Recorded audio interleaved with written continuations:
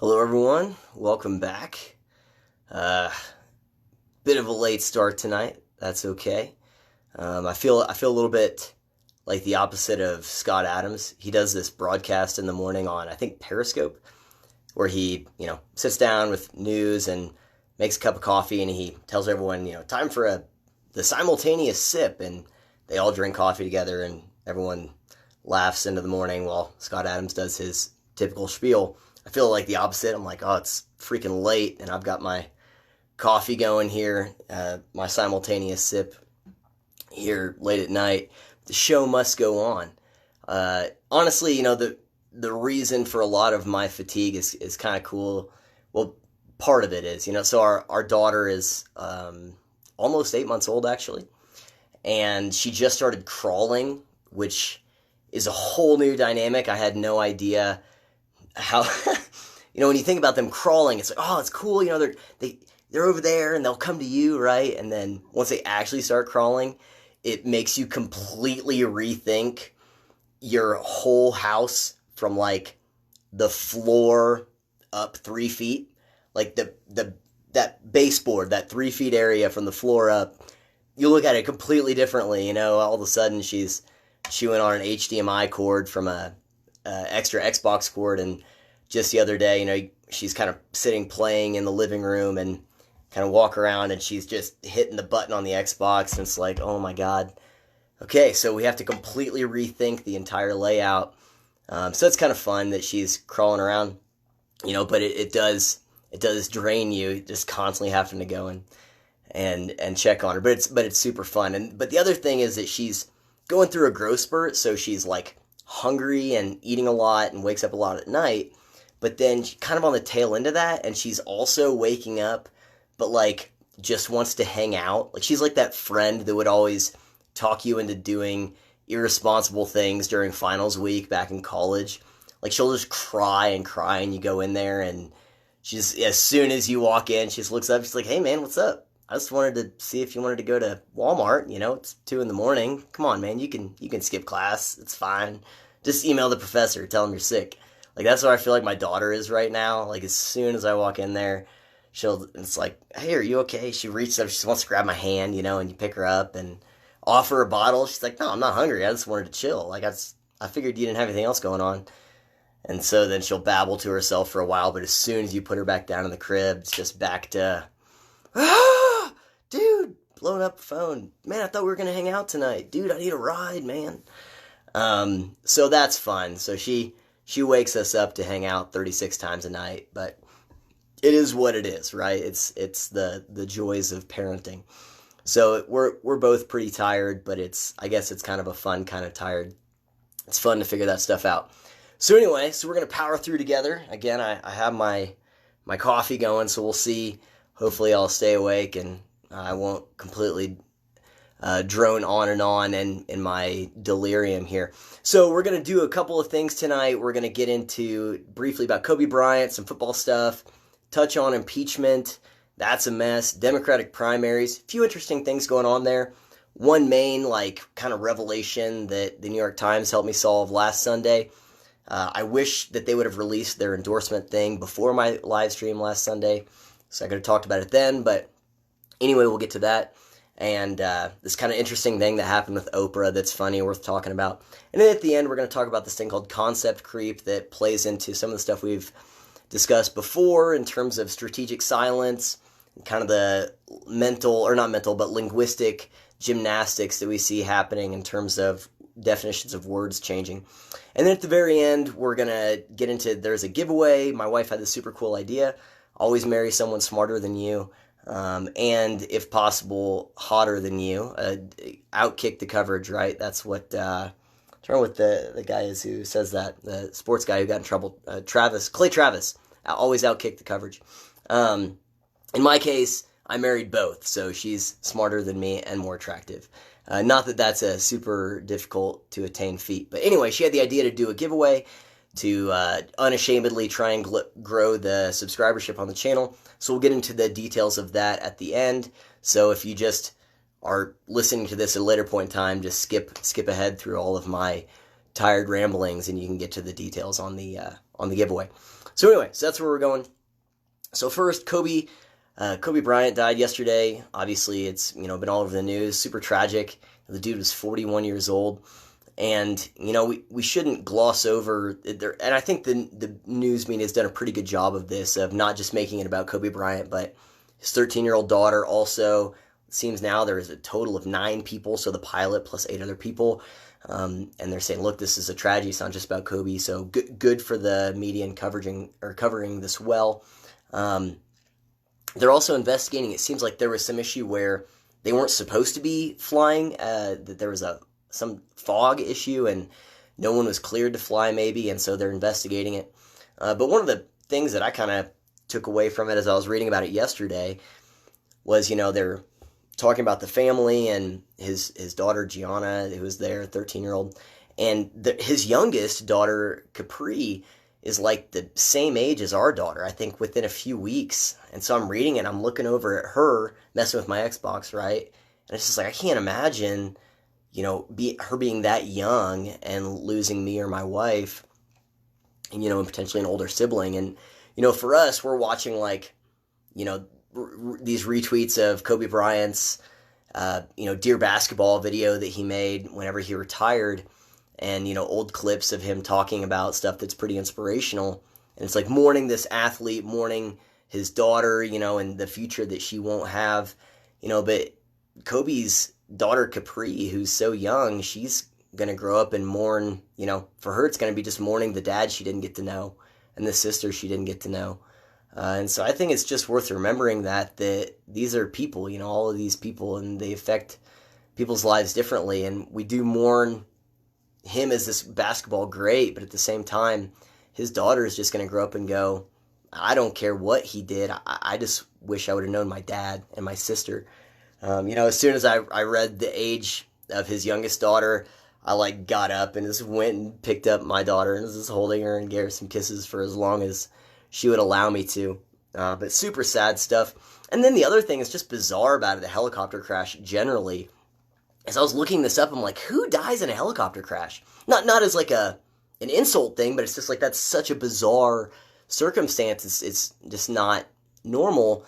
And it's like something like barely over 100 fatalities from helicopter crashes in the U.S. every year. So these 9 deaths will constitute 9% of the deaths total, or maybe 8% total of the average U.S. deaths. It's just really bizarre. Anyway, super sad. So we mourn that for sure. Keep all these families in your thoughts and prayers for sure. And I don't say that superficially. As I said it, I'm like, crap, that's so trite. But at the same time, I mean it. If that's your belief system and that's something that's meaningful to you, then yeah, you should do that, because we do want to mourn whenever people are suffering and when people are sad. For sure, whatever that looks like for you, to at least acknowledge their pain. So that's what I mean there. Anyway, okay, so to another sport, football. So we got to talk Superbowl for a minute. I'd be remiss if I didn't acknowledge this pro football talk dude, Mike Florio, in an interview or podcast just the other day, basically suggesting that the 49ers defense takes cheap shots on Patrick Mahomes. He's like, well, they might lose 15 yards here or there, or half the distance to the goal, but it'd be worth it to send a message. And it's like, really, dude? He came in with an injured ankle, he had that really scary knee injury. He's been getting beat up since our offensive line has been injured this season, and so he's been taking hits every single game, basically. It's like, you're going to really say that? My thought was, we have enough over-the-top, divisive, pointlessly inflammatory rhetoric in our cultural vernacular today anyway. We don't need more of it. We don't need you advising the Niners to take cheap shots on Patrick Mahomes just because you think it'd make for good football and send a message. So anyway, that was bullcrap, and let's have to acknowledge it. It's like, dude, we have enough, all right? Let's just enjoy the football game without encouraging dirty football. In terms of predictions, man, I feel like every single thing that I read is either going for the Niners or going for the Chiefs, so it's going to be a close one. Vegas seems to favor KC, but we'll see what happens. But I'm not going to make predictions. I'm not a pro football guy, or not qualified to make those types of analysis. But just logistically, for next Sunday's live stream, I guess this coming Sunday's live stream, what I'll probably do is record it before the Super Bowl, hopefully early afternoon, to give plenty of time to get all that set up before the game. I don't want to have the illusion that I'm going to be able to, regardless of what happens, whether the Chiefs win or the Chiefs lose, that I'm just going to then go and do a live stream and talk about the impeachment trial in the Senate. It's just not going to happen, especially if they lose, because I'll just be just so it'll be bad. It'll be bad. Like, it's already not. I'm not saying that I have the most energy and entertainment quality, but me after the Chiefs lose, if they lost the Super Bowl, knock wood, that'd be bad. And then if they win, I'm not going to want to come and talk to you guys about impeachment. I'll just be sitting here just grinning at my phone for an hour and a half. So anyway, we're going to aim for before the game, early afternoon. We'll talk about, so the Republicans are going to wrap up their defense this week. There'll be a vote on witnesses, all of the mayhem that's going to go into that, and we'll talk about that. Any other things that come up with the primaries, we'll see what the latest 30,000 attacks on Bernie Sanders are. And then I might do one sometime in the middle of the week next week. I need to decide. There's just a lot of stuff happening. But anyway, for next Sunday, before the Super Bowl, just wanted to put that out there. And also, go Chiefs. Okay, so getting into the kind of some of the substance here, there's a few kind of briefings I want to go over before getting to the stuff at the end. I just had to include this. This is one of those, so sometimes I'll find these articles, and I'm like, crap, some people are going to cover this before I get a chance to talk about it, and sometimes I luck out, and like, people don't talk about something like this that I just think is hilarious. I'm like, yes, I get to talk about it without worrying about comparisons to other people. Maybe others have talked about this, but I haven't heard it. So Oprah got in trouble for a book recommendation she had for a book club. So remember, Oprah is, everyone loves Oprah, right? You get a humpback whale, and everyone gets humpback whales, everyone loves Oprah. There was talk of Oprah, people wanting her to run for president in 2020 against Donald Trump, I think maybe 2 years ago, because of some speech she gave, and they're like, this is her gearing up for 2020. Now, the same people that said that were also saying that Michael Avenatti, which, Stormy Daniels' lawyer, was going to be a real contender, and that dude's, actually in jail right now. But anyway, the left loves Oprah. Everyone loves Oprah. She's Oprah. But she's in trouble. So she's now joining Ellen DeGeneres in the insufficiently woke. She's a fallen hero of the left, so to speak. So Huffington Post reporting, Oprah Winfrey's latest Oprah's Book Club pick, American Dirt, has social media and news outlets arguing over whether the book is an extraordinary piece of work or cringeworthy and real problematic. Whenever they break out the word problematic, it's going to be good, because everything's problematic. On Tuesday, Winfrey touted the Janine Cummins novel as a story that changed the way I see what it means to be a migrant in a whole new way. In a video of her endorsement, the media mogul said, I was shook up. It woke me up.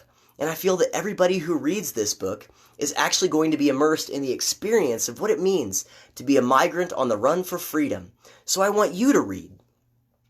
Considered one of the most anticipated books of 2020, American Dirt follows Lydia Quixano Perez, a woman who runs a bookstore in Acapulco, Mexico, when the boss of the city's newest drug cartel becomes the subject of a tell-all profile by Lydia's journalist husband. The couple and their son Luca find themselves on the run and become migrants. According to many reviews, the book's central problem is brownface. It's not a problem when Justin Trudeau actually does that, but this book, it is a problem. Some critics have drawn attention to Cummins' identity.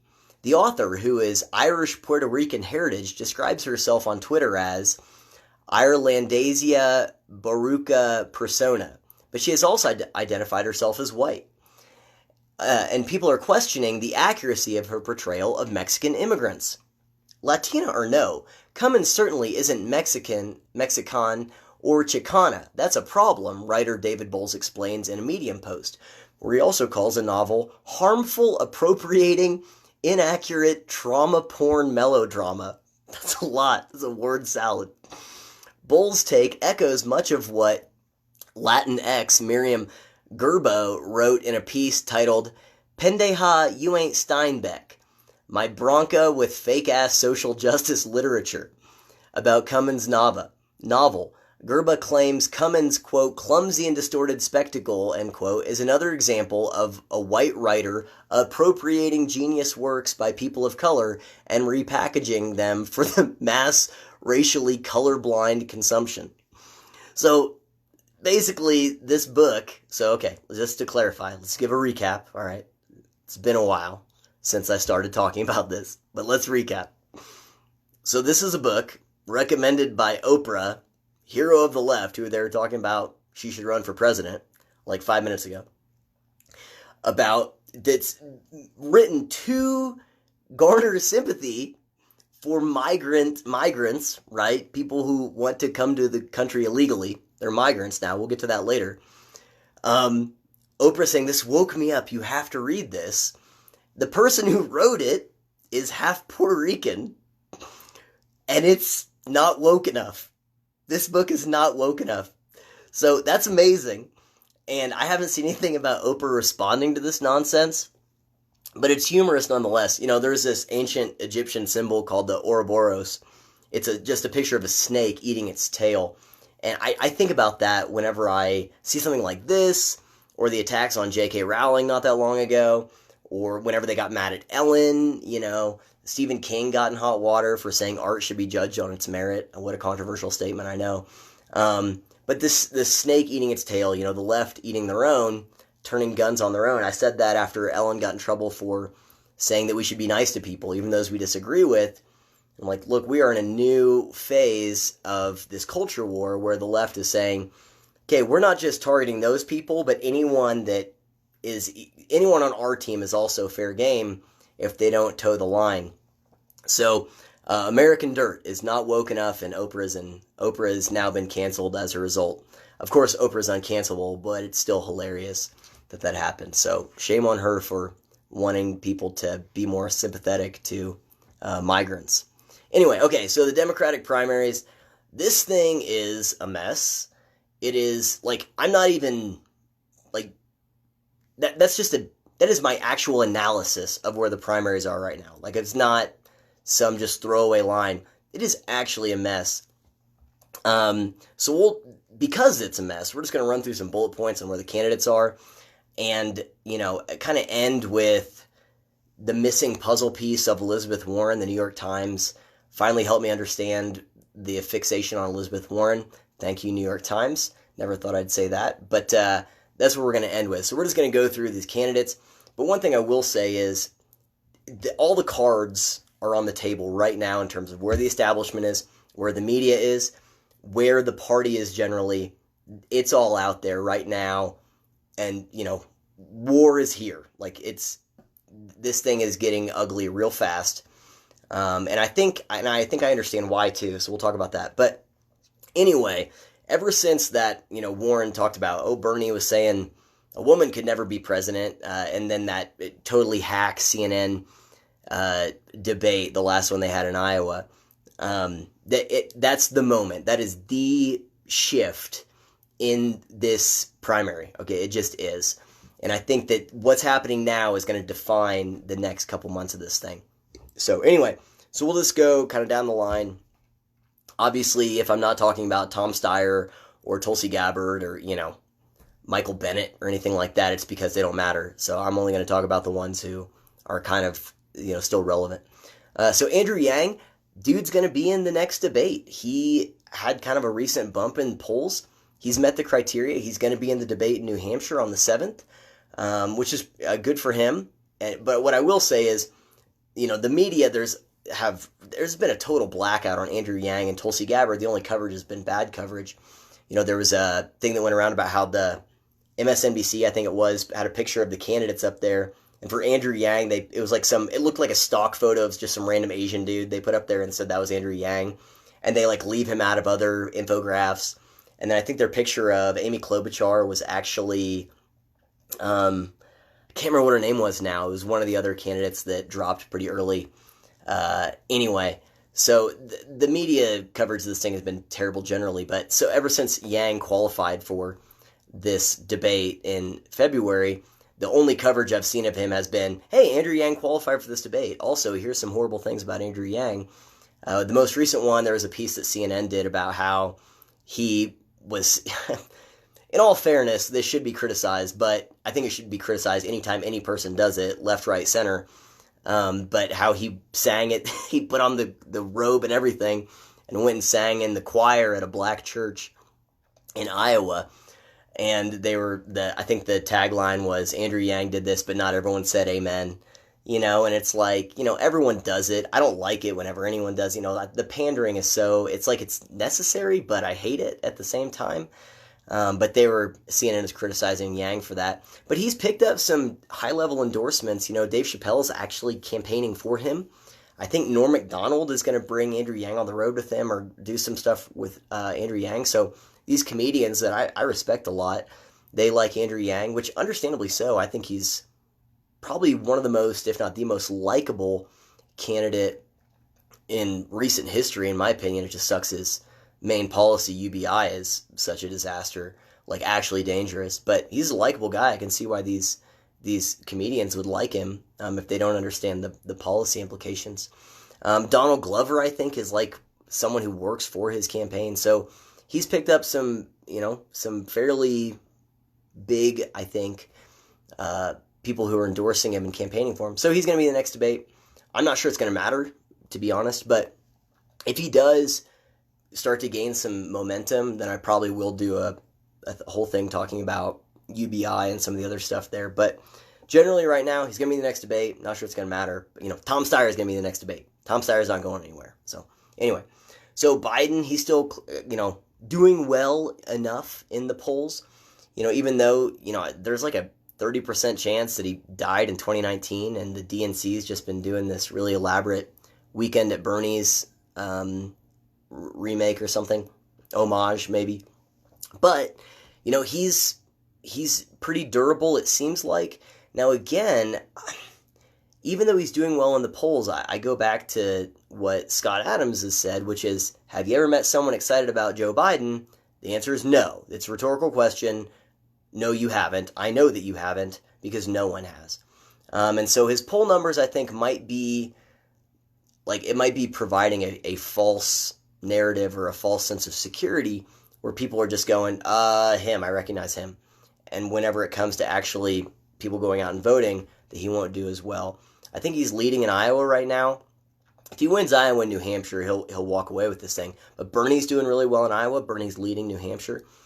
So I don't think Biden is as durable as he seems like. I think he's also going to get hit by this impeachment thing. I think it's going to hurt his campaign as well, especially the focus on Hunter Biden and Burisma and stuff. I just think there's no way that this thing in the Senate doesn't hurt him a little bit.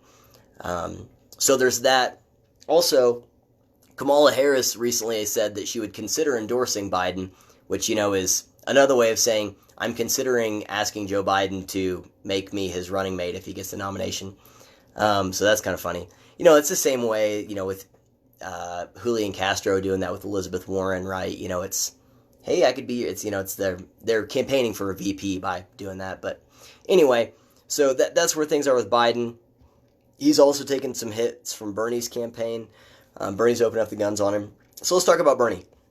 So Bernie's seen a huge surge in the polls in Iowa, in New Hampshire, in national polls generally. And this has happened basically since Warren kneecapped him right before that debate. Again, since that whole, he said that women can't be president. He's now, again, leading in New Hampshire, and I think he's at 23% in the national polls.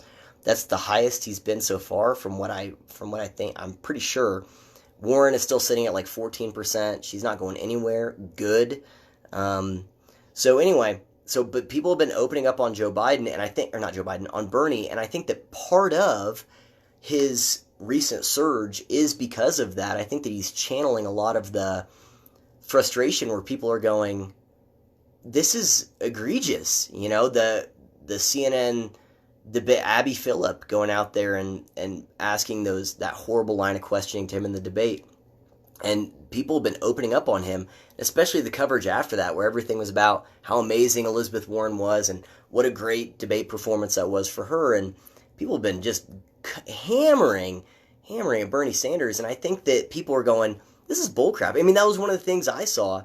I talked about that in Why I'm Not a Democrat video of, I was somewhat a Bernie guy. At first I was like, I think Martin O'Malley, I like him. And then when it was just Hillary or Bernie, I'm like, I like Bernie. And I was watching people on the Young Turks.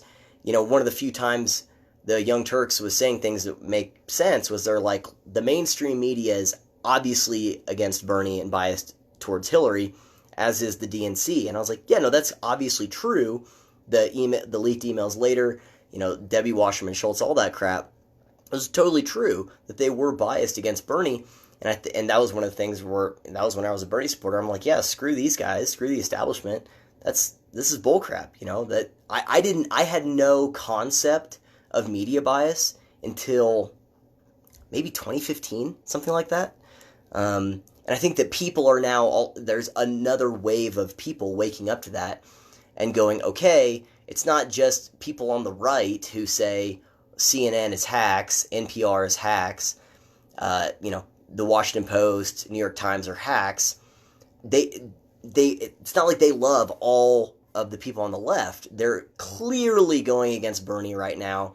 And I think there's a whole new wave of people waking up to that and channeling a lot of the frustration I think that probably Trump voters or some Trump voters had in 2016, that drain the swamp mentality of screw the establishment, I think that Bernie's channeling some of that rage where people are going, yeah, I don't like Trump and I hate what's happening right now, and so I just am going to be for Bernie because I don't like this kind of legacy media and this establishment overlords trying to dictate everything because it's bullcrap.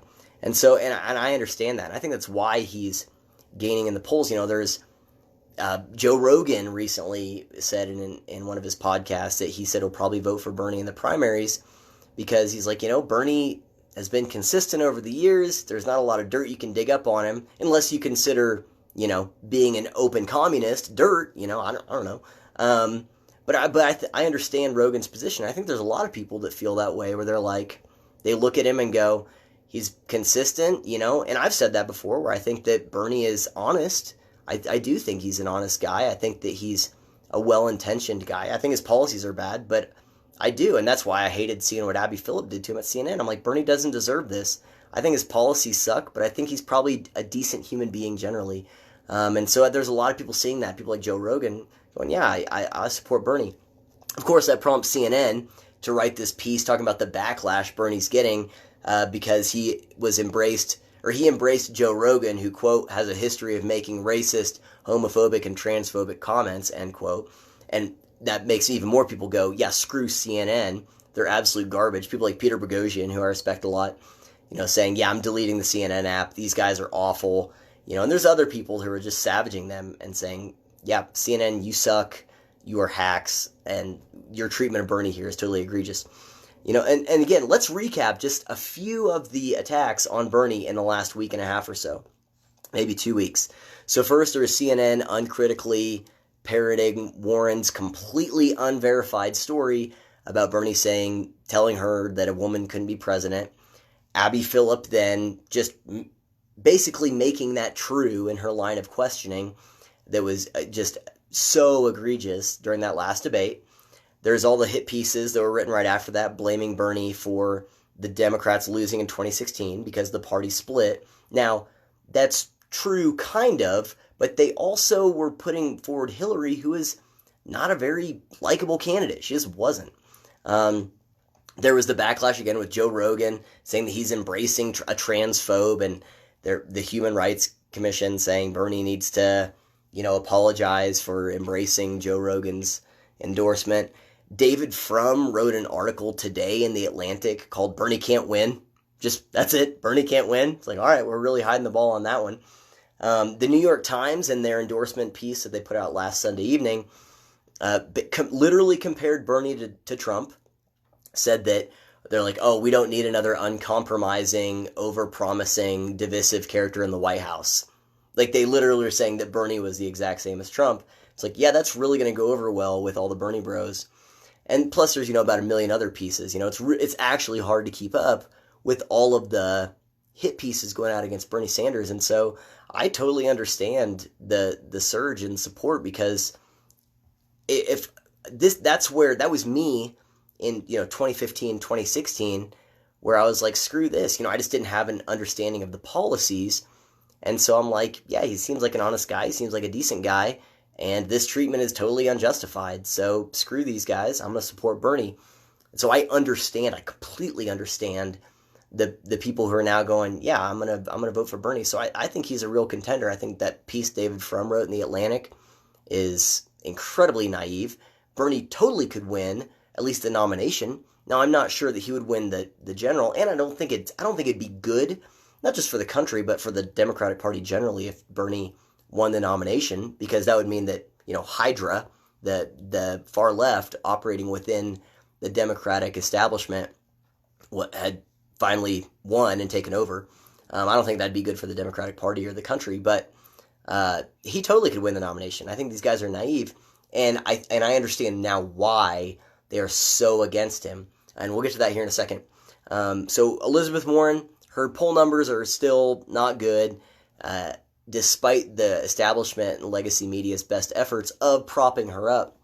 The Des Moines Register, which is like the biggest paper in Iowa, keep in mind, Iowa caucuses next Monday, I believe, so a week from today, they endorsed Elizabeth Warren.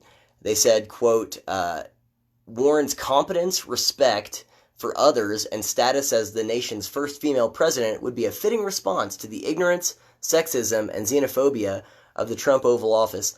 Now, regardless of whether you agree with that second part of the statement, whenever I read that, like, competence and that respect for others part, I'm like, well, I guess the Des Moines Register isn't including, Native Americans, her fellow candidates, people with private health insurance, anyone that values the general concept of honesty in the category of the others that she has this tremendous respect for. But, teach their own. That's fine. They're entitled to that opinion. But the legacy media, the establishment media, has been trying their darndest to prop up Elizabeth Warren ever since that, right before that debate and after. Again, that's where I'm saying all the cards are on the table, because if you didn't watch that debate and hear Abby Phillips' line of questioning and go, Elizabeth Warren is a hack, she is a liar, and she should not be in this, she's a horrible human being, then you have a different agenda. And the fact that all of the media afterwards was like, oh, what a great debate performance by Elizabeth Warren, it's like, okay, something else is going on here. And one of the things I said last Sunday was that I was like, I don't understand. There is still a missing piece here where I'm like, I can't wrap my mind around why the establishment is supporting Elizabeth Warren, but so opposed to Bernie Sanders. I've mentioned this before. The guy who wrote her economic policy, Gabriel Zucman, is an actual communist. The dude is authoritarian as all get out. Like, it's insane, the policies he advocates. Her policies are more to the left of Bernie Sanders in a lot of ways. And so I'm like, why would the establishment be propping her up, but be so opposed to Bernie Sanders when their policies are so similar? Both of them are saying they want to outlaw private health insurance and just only do Medicare for all as a policy. And I said last Sunday, I'm like, I don't understand it. There is something I'm missing here. And last Sunday, the New York Times, when they put out their endorsement, their official endorsement for the presidential nomination, a light flipped on. They gave me that last piece of the puzzle. I understand it now. So let's talk about it. So the New York Times puts out their first endorsement of two candidates, right? Elizabeth Warren and Amy Klobuchar. And, well, first in that, they crap all over Bernie right before that. Again, like I said, they compare him to Donald Trump. But then here's what they say about Elizabeth Warren, all right? And this is the Rosetta Stone of understanding why the media and why the establishment is propping her up, okay? Listen to this. And by the way, I wrote a piece right after this to kind of explain this. So I'm sorry if you already read that.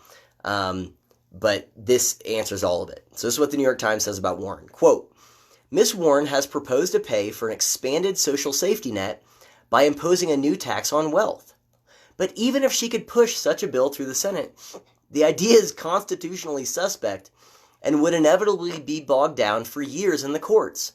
A conservative judiciary also could constrain President Warren's regulatory powers and roll back access to health care. Carrying out a progressive agenda through new laws will also be very hard for any Democratic president. In that light, voters could consider what a Democrat president might accomplish without new legislation.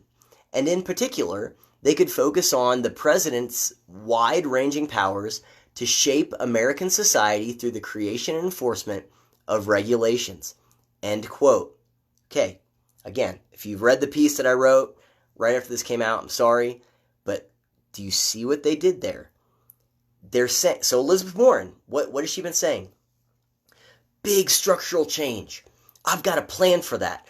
We're going to push through this thing. We're going to do this. We're going to do this. All the plan, this new law, all this other stuff, right? What is the New York Times saying here? They're saying her proposals are constitutionally suspect. They'll be bogged down in the courts. This Trump's conservative judiciary would constrain it. They would also roll back her health care proposals. Carrying out a progressive agenda through new laws, I've got a plan for that, big structural change, new laws, will also be very hard for any Democratic president. In that light, voters could consider what a Democrat president might accomplish without new legislation. This was the problem all along. I've been taking Elizabeth Warren seriously for her proposals, which is insane, right? Because she lies about everything else. All of her policies she puts forth, she adopted 5.5 seconds ago. She stole from Bernie Sanders, and she's just catering. It's just catering to the progressives, but she doesn't actually mean any of it. Like, the things she attacks Pete Buttigieg for doing, she did in 2018 for her Senate campaign. She's incredibly dishonest. But for whatever reason, I'd been listening to her policy proposals, her plan for that, and taking her seriously. The New York Times is doing the opposite. They are banking on her not doing any of that. And they are providing already laying the groundwork for justifying why her plan for that was all a bunch of crap. And why her big structural change, is bogged down by the judiciary, all this other stuff. And again, no new legislation. So the New York Times, which you could say again is kind of a proxy for, in the same way that the Young Turks, some Huffington Post or Vox, that type of thing, represents more progressive stuff, the New York Times, CNN, NPR is a good proxy for establishment Democrat, mainstream Democrat, old school Democrats. And they're saying, yeah, we are not planning on her doing any new legislation. We're planning on her being exactly who she is in every other area, which is incredibly dishonest. In other words, the New York Times knows that Elizabeth Warren is more interested in power than policy. She could care less about policy. She just wants power. And I'm not saying that's unique to her, but that is just a true statement about Elizabeth Warren generally. And so they're like, yeah, let's go ahead and lay the groundwork, put her in there. Here's the other thing. What I talked about last time, and I think maybe the time before that, the emphasis on let's look at the running mates. So if Biden or Klobuchar or someone who is perceived as a moderate gets the nomination, they'll have to have a progressive running mate, or else they'll just lose. They just will. Or they could nominate a fake progressive, Elizabeth Warren, who could have a moderate or another fake progressive running mate, and she'll get in there and govern probably similar to Barack Obama or how Hillary Clinton would have governed. And the establishment gets to kind of have their cake and eat it too and cater to the progressives. Now, I don't think that's sustainable. The progressives, especially the true believers, the people, the Bernie Sanders people, the Young Turks people, they're like the AOCs, in other words, people that really like AOC, they're not going to be content with just some regulations. Like, the establishment are complete idiots if they think that they can contain this, if they can control this or further manipulate the progressive base. Like, they think they can control it Red Skull is about to bomb the crap out of the Third Reich. Like Hydra is about to break out. Back to the Captain America reference from last week. So I don't think it's going to work, but it makes perfect sense. If you look at Elizabeth Warren and say, okay, she's been dishonest about like literally everything, and then you look at her policy proposals through the same lens, it makes perfect sense. So that's why I think they're trying to put her forward. I think that's why the establishment's trying to prop her up. They're just trying to buy time to deal with that. They want to satiate the progressives without actually having a progressive in there. Because here's the deal. Because I was like, what's the difference between Bernie and Elizabeth? Why are they so scared of Bernie and they want Elizabeth? Same policies. She won't do it. He's a true believer. Like Rogan said, he's been consistent. He's been consistently a communist, basically. He ran as independent. He wrote about how the Democrats, were idiots, lacked moral courage, all this other stuff. He doesn't, Jacobin magazine, the socialist publication, is saying, yeah, he doesn't belong in the same party with Joe Biden. He just doesn't. Him and AOC, they're labor, they're socialists. Let's call it what it is. So, I'm not saying that pejoratively necessarily about Bernie. It's just, that is just true.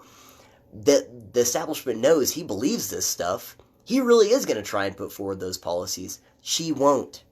So they're going to do everything in their power to try and prop her up and attack Bernie. But it's, it seems like some, pedestrian reverse psychology experiment. It's like, okay, you guys are idiots if you think this is going to work. Elizabeth Warren's incredibly off-putting.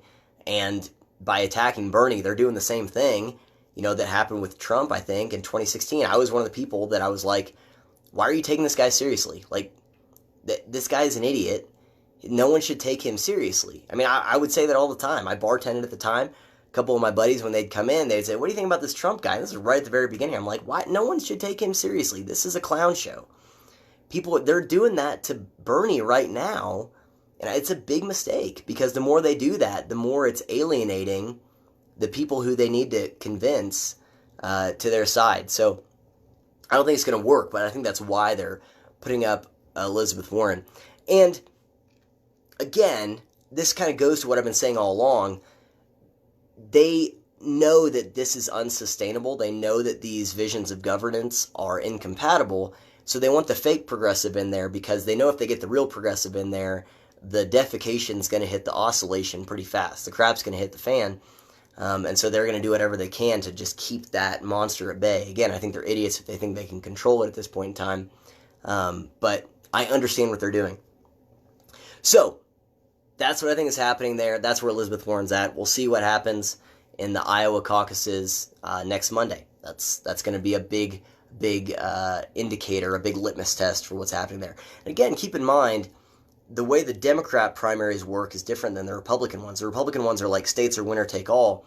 The Democrat primaries, it's like you can still walk away with a handful of delegates.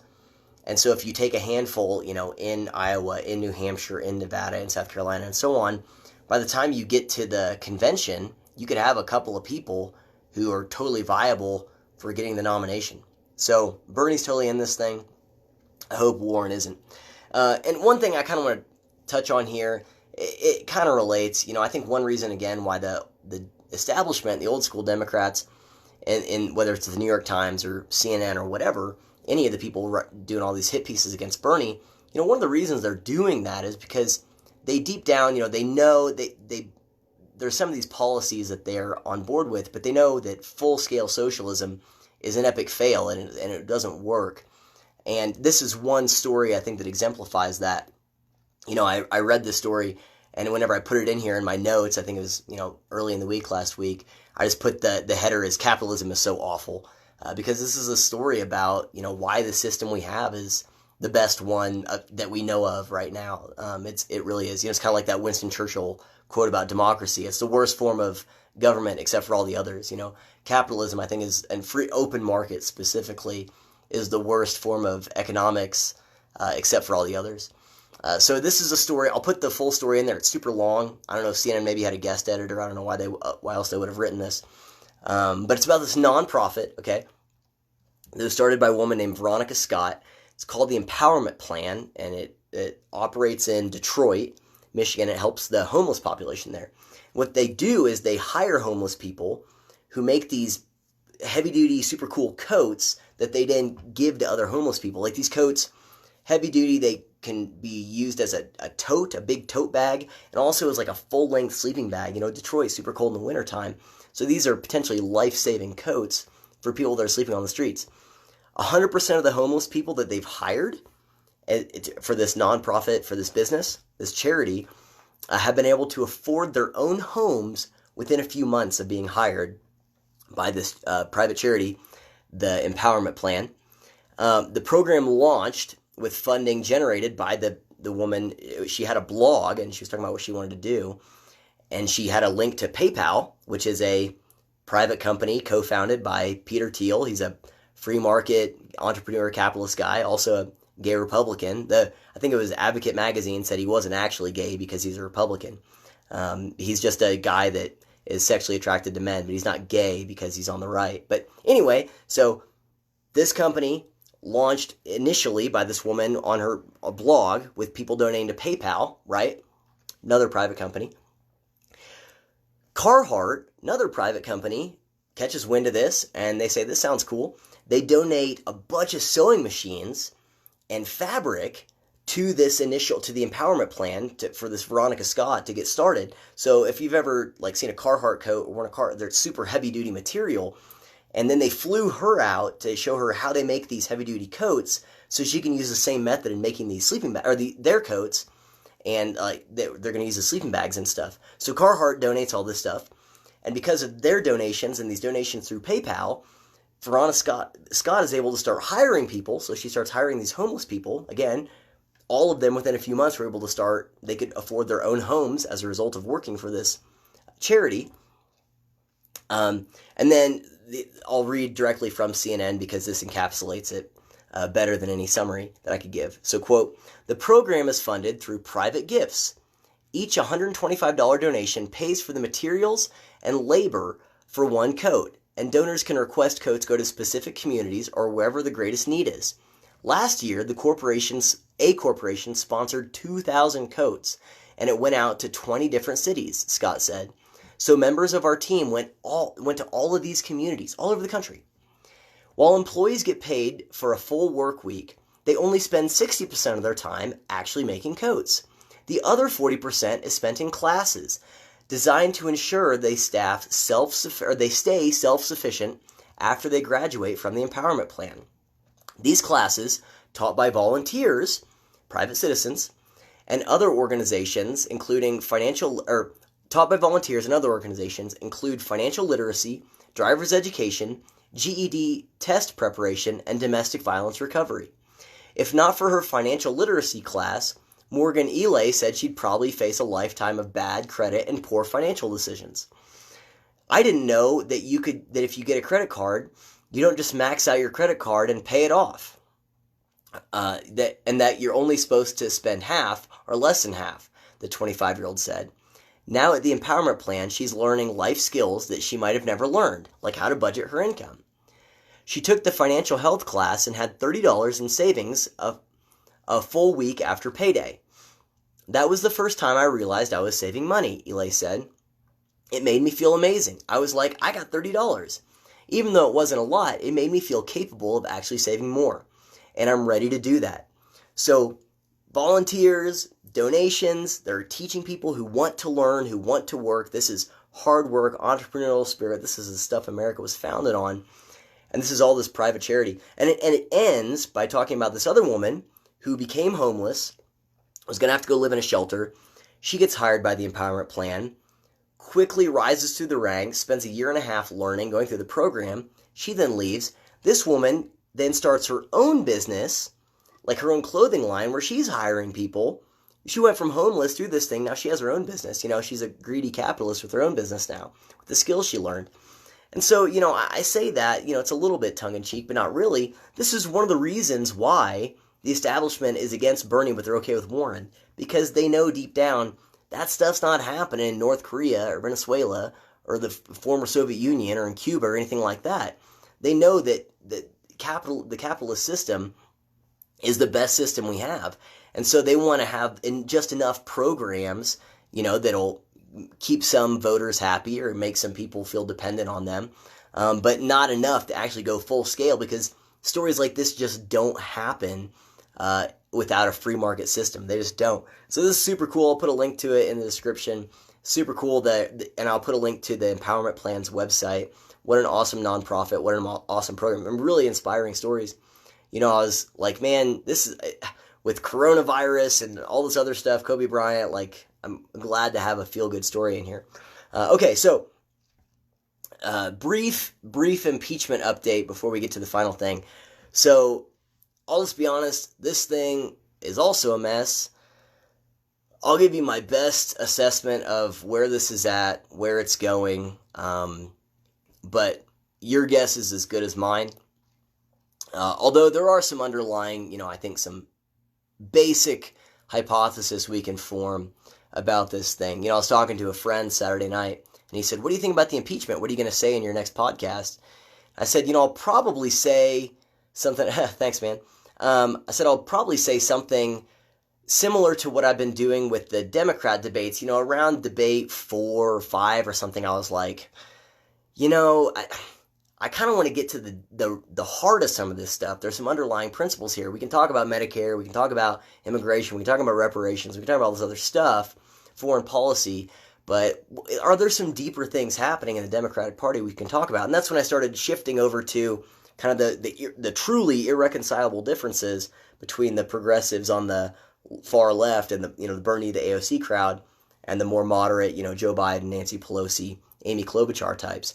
And so I want to focus on the heart of it. It's like, until this stuff is addressed, that other stuff doesn't really matter. And so I kind of wanted, let's do that with impeachment. There's a lot of surface level stuff.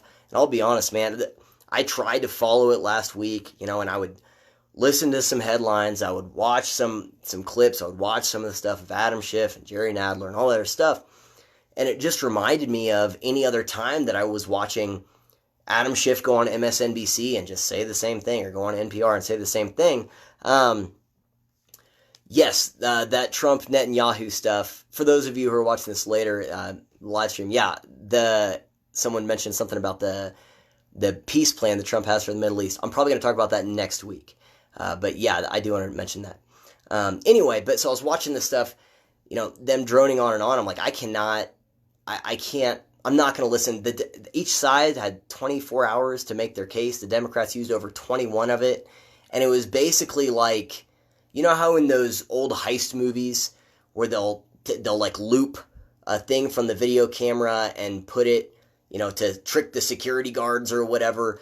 I really feel like that's what listening to Adam Schiff was last week. It's like, this is just him on MSNBC for the last 3-4 months. And what was funny is that Stephen Colbert, that hack, he did a whole monologue about how brave Adam Schiff was, but he's like, Adam Schiff got up there and he gave the greatest hits, and he had like a little lighter out like he was at a concert, and he was saying that as like, oh, it's so awesome hearing him do the greatest hits. And I'm like, yeah, no, it's not the greatest hits. It's the greatest something that rhymes with hits, and might be a euphemism for defecation. Anyway, but it was just difficult to follow. So I spent all of Saturday, all of Sunday, just catching up on this thing. So I'll kind of tell you where it's at, what to expect, how this John Bolton stuff, what that is, and how that may or may not influence it going forward.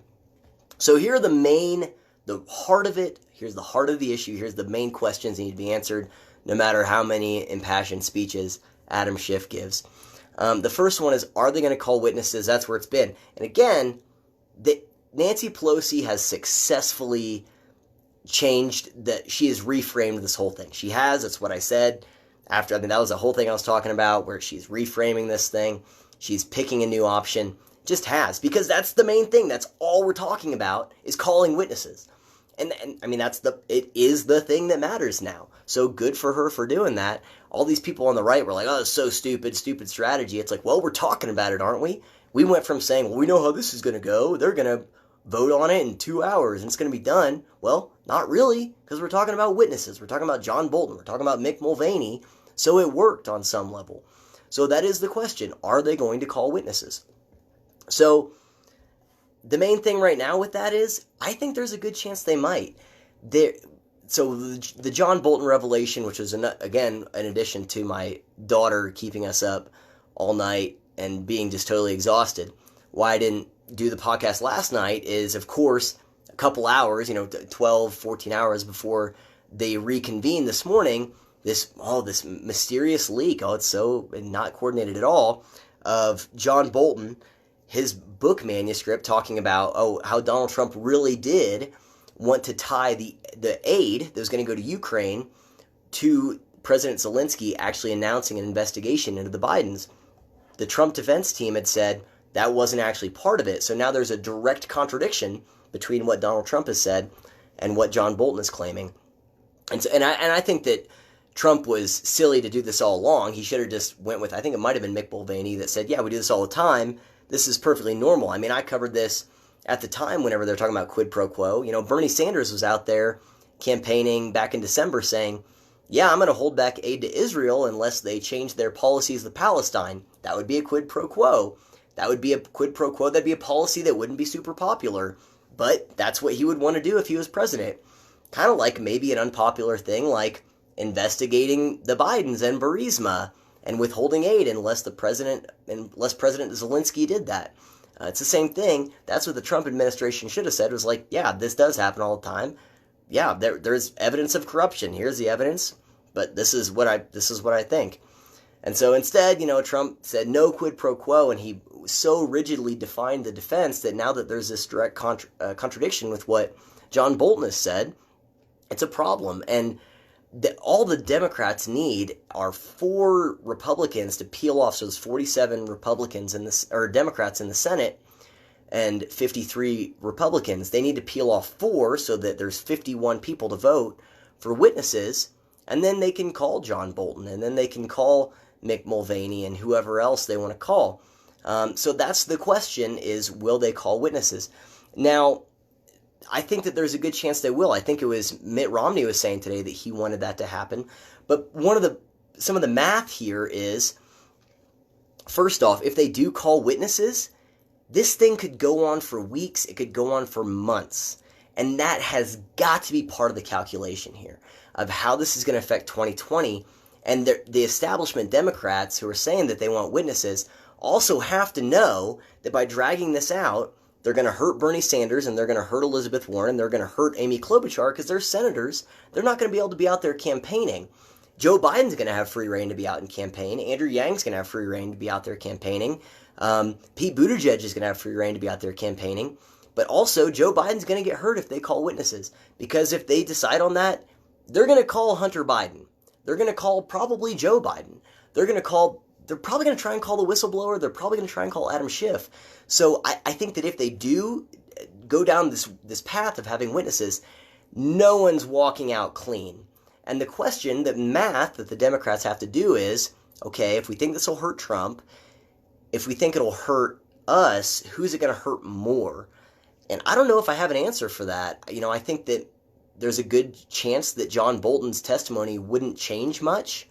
But if they call Hunter Biden, if they call if they're able to even call Adam Schiff, I don't know if they can or not, then I think there's a good chance it'll hurt the Democrats more than the Republicans. So that's a calculus they have to do. But anyway, the question is, are they going to call witnesses? They have to peel off 4 Republicans. I think there's a good chance they might. If they don't call witnesses, after the Republicans are done presenting their defense, they've presented all day today.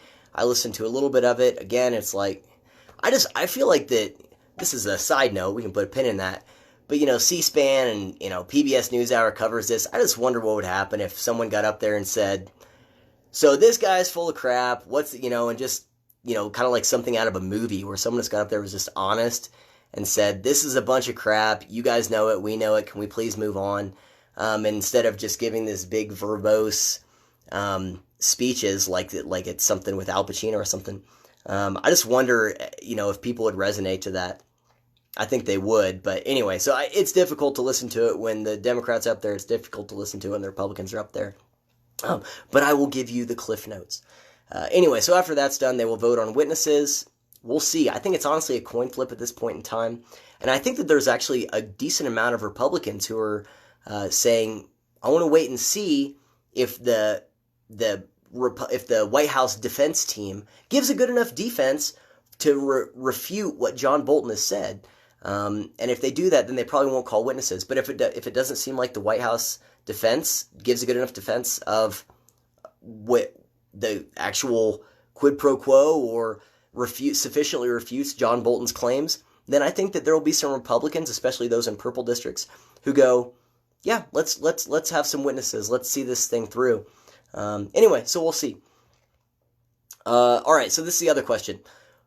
Here's the other part that the Democrats' defense hinges on. So they've said, so just like the Republican defense or the White House defense was, well, there was no quid pro quo. This wasn't tied to the aid at all, when obviously it was. The Democrats have made the case that there was nothing at all, nothing that needed investigating. That Burisma, pure as driven snow. Hunter Biden, pure as a driven snow. Joe Biden, pure as a driven snow. And that there's literally no other reason. That's what that's the case they have made, and that's the case they have to make. That there's literally no other reason that Donald Trump would want to have Ukraine investigate corruption, including the Bidens, other than hurting Joe Biden in 2020. If there's any evidence that there was corruption there, even if it was just of Hunter Biden, if it was just of Burisma, even if it was just of Ukraine meddling in the 2016 election, which they did, then the Democrat case falls apart. So the question of, was there corruption worth investigating? That's got legs, because there was corruption worth investigating. There's a lot of evidence, especially of Hunter Biden. I think that the evidence against Joe Biden is a little shakier, and we'll get into that here in a minute. But there's a lot of evidence. And again, like I've said in the past, people forget that Trump and Putin bromance was like a meme during the election in 2016. And people were talking about how he's a Russian plant for 20 years. Is Trump a Russian asset? Well, what did Putin and Russia do not that long ago? Again, they annexed this place called Crimea, which was formerly part of Ukraine. So you can see why Ukraine would be looking around going, oh my God, if this guy who's in a bromance with Putin gets elected, what else is Putin going to do? He's going to be able to get away with anything. And so you can see why they would want to work against Donald Trump in 2016. Politico reported on that at the time, and them coordinating with Hillary Clinton's campaign. So all the White House defense has to do is make the case for literally anything else other than just wanting to hurt Biden in 2020, and the Democrat manager case saying that there's nothing worth investigating falls apart. So that's got legs to it, to be honest. And again, I think that part of this is, that investigation stuff, and where the witnesses thing is confusing to me, is they know that Joe Biden's going to get hurt if they call witnesses. Republicans control the Senate, and if they go down the route of witnesses, Republicans are going to vote majority, yeah, we're calling these people, and it's not going to be good. And they can refuse, people can refuse, but it's not going to be good. So, but the question of, was there corruption worth investigating? Yeah, I think there was. I think it's got legs to it. Here's the other one. Is it impeachable to investigate a political rival if there was evidence to do so? That's another part. They're saying, well, he's investigating a political rival. It would help him if Joe Biden had an investigation put into him that implicates him in corruption with Ukraine. Is that impeachable? Well, that's a good question. I don't think it is. Here's an example. The Obama administration launched an investigation into the Trump administration and its associates, people like Paul Manafort, during the 2016 campaign when Trump was a candidate. It was called Crossfire Hurricane. It was an actual investigation into the Trump campaign and potential ties to Russia. Now, there are people on the right who think that there was no reason to do that. I think that they had sufficient evidence to say, yeah, this is worth looking at. But they did that. And so, that's where the Mueller report comes from. So the Obama administration investigated a political rival's campaign. Was that impeachable? Well, I don't think so. They'd have to make the case that it was okay when Obama did it, and it's not okay if they do that or if Trump does that with Joe Biden. The other thing there is, it's like, well, if you're running for president, does that mean that every 4 years you can, or every 3 to 4 years, you could just never be investigated on a federal level because if you're running for president, it could help the president at the time, that you're just totally immune to any investigation if you're also a candidate? Like, that seems like a silly standard to create. And so, that is the other question of, is it impeachable to investigate a political rival if there's evidence to do so? The Obama administration did that with Trump during his campaign. I think that that was justified. Now, the way that it played out, I think that it turned into something that was probably a little more partisan. But was there evidence at the beginning? Sure, totally. I think that they would have been wrong not to do that. The same thing with, if there's any evidence at all, whether it's of Ukraine meddling in 2016, which there is, or of corruption with Burisma, this company that Hunter Biden was working for, which there is, then is it justifiable to investigate that, even if it might hurt Joe Biden? Well, I think that it probably is justifiable, but that's a question they have to answer. One thing I will say about the impact of this on Joe Biden is, I try to call out both sides on stuff and, try to be as unbiased as I can. There's been a lot of I understand lawyers are going to do this, and the White House defense has done this, and the Republicans doing this, and saying that, whenever Hunter was working for Burisma, that's this company in Ukraine, is making, $50,000 to $80,000 a year, super sketchy. There were people that were doing business with Hunter Biden at the time that stopped doing business with him. They're like, dude, I'm not going to get into this. This Burisma company is shady stuff. Joe Biden at the time told Hunter, you better know what you're doing, when he started working for them. And it was a big enough concern that there were people in the Obama administration that came to Joe Biden and said, this could be a conflict of interest, man. This is concerning. And Joe Biden or his team basically said, I don't have time for this. Joe doesn't have time to deal with this. And there are a lot of Republicans and people on the right parroting that his excuse was he didn't have time for that. And it's like, that's a pretty dishonest way to report, the exact circumstances there, because he literally didn't have time for it. You know what was happening at that time? Joe Biden's son, Beau, was in the last days of his life. He was literally dying of cancer at the time that all of this was happening. Like, he was dealing with his son's end-of-life care and then mourning his son after that. And Joe Biden's looking at his, non-screw-up son, Beau Biden, dying of a brain tumor, and there's people coming to him talking about his screw-up son, Hunter Biden, and he's understandably like, yeah, I don't have time for that. And, there are people that could say that, that's disingenuous, or, there's still conflict of interest there. But, honestly, I'll give Joe Biden the benefit of the doubt there. People always say that no parent should outlive their children, and I can't imagine what Joe Biden was going through at the time. And I know his son Hunter, or not Hunter, his son Beau, the way that he deteriorated with that brain tumor over time really took a toll on his family. And Meghan McCain has talked about that, because her dad, John McCain, went through a similar thing, and that's why she feels so close to Joe Biden, is because they both experienced similar things, but it was inverted, right? Joe had it with his son. Meghan dealt with it with her dad. And so she's spoken to just how hard that was on Joe Biden, but how he was able to help her deal with the death of her dad as a result. And so whenever Joe Biden says, I was busy, I'm not going to deal with this because I'm dealing with my son Beau's end-of-life care, yeah, I'm going to give him the benefit of the doubt on that and say, yeah, unless there is overt evidence that Joe Biden totally knew about Hunter's corrupt dealings in Ukraine, which I think that Hunter was involved in some corrupt stuff in Ukraine. Unless there's overt evidence other than Joe Biden saying, I don't have time for this because I'm dealing with my son dying, I'm going to give him the benefit of the doubt on that. There are people that are going to disagree with me, maybe say that's naive, but I'm sorry, man. He's dealing with his son's brain tumor. So I think that it doesn't look good because it's his son Hunter, but I'm not sure that he's going to, unless we have overt evidence. I think that the plausible deniability of my son is dying of a brain tumor cut me some slack. I'm okay with that, to be totally honest. Anyway, and I think it's enough just to talk about Hunter. I think it's just enough, because I think that's where it is.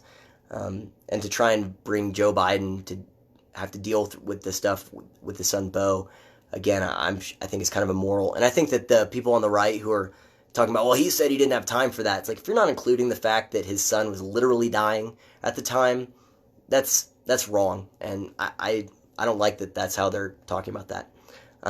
Anyway, so here's the main takeaway. All of that to say, will there be witnesses? Probably, unless the White House defense does a really good job of convincing the Republicans in the Senate, especially those in purple districts, that this stuff with John Bolton, him saying that the aid was tied to the investigation of the Bidens. If they can make that defense pretty well, then I think that there won't be witnesses. This will be done within a few weeks. If they can't make that defense very well, then there will be witnesses, and this is a jungle. Your guess is as good as mine. I mean, this is, there's that South Park episode talking about the way that Family Guy plots are picked by like manatees with beach balls just pushing ideas into this slot. That method would be just as viable of predicting what would happen if they start calling witnesses, because anyone's guess is as good as the other. But the one thing I will say is there is a case that the White House defense can make where they say, well, he released the aid. So how tied could it have been to the investigation? I think that I'm not sure that's going to work for a lot of people, because they'll say, well, he released the aid after he started taking heat for this thing. But there is at least a defense there. The other thing is that I'm looking at this going, whether they called witnesses or not, I'm not sure is as pertinent to John Bolton, Mick Mulvaney, any of this stuff. I'm not sure it's as relevant and tied to that as it is to the 2020 math. I'm just not sure. I think that both Democrats and Republicans are doing the math and trying to figure out who will be more hurt by witnesses, us or them. If it's them, let's call witnesses. I think both sides are doing that. And I don't know. Again, I think that there's a good chance that the Republicans will come out on top, but it's hard to say. Again, your guess is as good as mine. The other thing I'll say is that whenever Adam Schiff gets up there and he, does his closing arguments and he gives this impassioned, right matters, and he, is very choked up. It's very serious. I increasingly, as much as I watch that, I'm like, my God, this is so obvious. I'm increasingly like, that's fine if Adam Schiff wants to do that. He can put an onion in his shirt pocket so he gets teared up. That's fine if he wants to do that. What's really starting to piss me off is the media putting forth this like it's legitimate, like it's credible. I watched the Don Lemon, like, oh man, can you believe Adam Schiff, the courage and getting up there, and you saw him getting choked up, right, guys? You saw that. Oh my gosh. It's like, really? Like, this is the same CNN that's putting all these hits out on Bernie. It's like, if people aren't seeing how biased the media are at this point, it's like your eyes are closed, man. This is ridiculous. The monologue that I referenced that Stephen Colbert gave earlier was literally titled, Representative Adam Schiff passionately, courageously lays out the case against Donald Trump. Now, Stephen Colbert is not in the same category as Don Lemon on CNN, but the fact that Stephen Colbert is very sincere when he says this passionate, brave courage that Adam Schiff has is just absurd. And what's frustrating is that it seems like, that the media is putting out this idea that there are two sides here. There's these cowardly Trump puppets who are just covering up and engaging this corruption on the right, these politically motivated, they're all politically motivated on the right in the Senate, and then there's these completely unbiased truth tellers, these moral arbiters on the left, people like Adam Schiff and Jerry Nadler, who have no political motivations here whatsoever in what they're doing, and it's just absurd. And here's how you know that the media has done a good job of parroting all of these things. Remember what I said about that reframing of Nancy Pelosi withholding the articles and to give the media time to disseminate that reframing? The peak numbers for polling of should the president be impeached and removed from office were from December 19th to January 7th. It was like +9 in favor of removing Trump from office during that time. That's when that reframing took place. Now, since then, it's evened out back to basically where it was in October when all this stuff started being discussed, which is it's like +1 for no, like not removing him from office. But that's still basically a coin flip, and that's 50-50 within the margin of error. But, there are some people who look at that and go, well, it's still 50-50. That just shows how entrenched it is. And I'm like, yeah, but there are people who've been paying attention, like myself. You can go back and watch. The day that Nancy Pelosi announced this inquiry, I said, if there's evidence there, if there's stuff here, he needs to be removed, period. That's how it is. We have to be true to principles, regardless of who it is. and I'm gonna hold judgment until there's evidence. But I said, if there isn't evidence, and this looks like the Mueller report 2.0, then it's going to be bad for the Democrats. But I said, I'm going to withhold judgment until we see the evidence. And, that's what I did.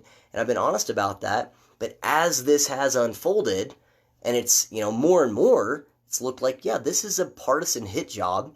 It was partisan in the House. It was totally partisan. It was a complete clown show, media circus. And then in the Senate saying, oh, well, now we want it to be very fair, and we want to do all these things that we didn't. We want to subpoena all these people in the Senate that we didn't in the House. As I've watched this unfold, the legitimacy of it has dropped precipitously. Even though I really have been trying to give it a fair shake from the very beginning, because that's what you have to do if you want to adhere to principles. You do it even whenever it's inconvenient. But the fact that the numbers haven't really changed, I look at that and go, why haven't the numbers went down? How come the longer this has went on, people haven't gone, okay, this is insane, and the support for it's declined. So the fact that it's remained pretty much even though the evidence has more and more been like, yeah, this is ridiculous, tells me that the media has been doing a pretty good job of parroting all that stuff, and it's all partisan political theater. And part of that is fact-checking. I get on NPR's website as I'm preparing for this, and they have this fact-checking tab. It's our new fact-checking series that we're doing, and every single fact-check article is on Republicans, on NPR. I select people like NPR and CNN because they are considered, there's people that still think that they're neutral truth tellers, and this is obviously not true. All of that. CNN, whenever their Democrat impeachment managers, Adam Schiff, Jerry Nadler, are up there delivering their case, it's Don Lemon, it's Chris Cuomo, it's Anderson Cooper, and Wolf Blitzer up there like, oh, this is what they said, and how courageous. So I feel like they made a really good case and all this other stuff. On Saturday, when the Republicans get up there and spend a couple hours laying out some opening arguments, literally the very first article that CNN puts out says, quote, fact-checking opening statements from Trump's legal team. It's like, we're not going to fact-check whenever the Democrats are up there, but when the Republicans are up there, we're going to fact-check it. Again, they can do that if they want, but it's just like, it's so obvious to me, and that's what frustrates me. Adam Schiff can be Adam Schiff, Mitch McConnell can be Mitch McConnell, and Jerry Nadler can be Jerry Nadler, Donald Trump can be Donald Trump. They're all politicians, and so I'm increasingly giving latitude even to politicians that I find frustrating, like Adam Schiff, because, they all do it. But it's the media that's really starting to piss me off, to be honest, as if I was already very sanguine towards them. Here's a fact check. I wasn't. But so that's kind of a springboard into the last thing I want to talk about tonight, which is this idea of concept creep. I've been, as the podcast goes on and it's kind of evolving, and I'm thinking about the formatting of it, there are topics that we're going to talk about most weeks, or these recurring themes. And I'm thinking about that as like briefings. These are things I kind of want to just get through. We'll brief you on the newest update on this thing, and then I want to get to the meat of it. If you're old enough, you remember the local news. Channel 9 news at 9. And they would, on the commercials in between, like Home Improvement and stuff, would be, tonight at 9, this top story, and then they'd talk about all this other stuff, and then there'd be their top lead story that they dig into. And I kind of like that idea of having stuff, there might be some recurring things that we'll give updates on, but then having like something I really want to dig into. And so I'm thinking about this idea of having briefings and then this main bit that I do. And the idea that I get from this, you can give me some feedback on it, is in 2011, HBO did this really great comedy special. It wasn't really a comedy special, but it was a broadcast where it was Ricky Gervais, Louis C.K., Chris Rock, and Jerry Seinfeld sitting down and just talking about comedy. It was called Talking Funny. It's on YouTube. You can find it. I think I put a link in the sources for it, so you can watch it. It's totally worth watching if you like comedy.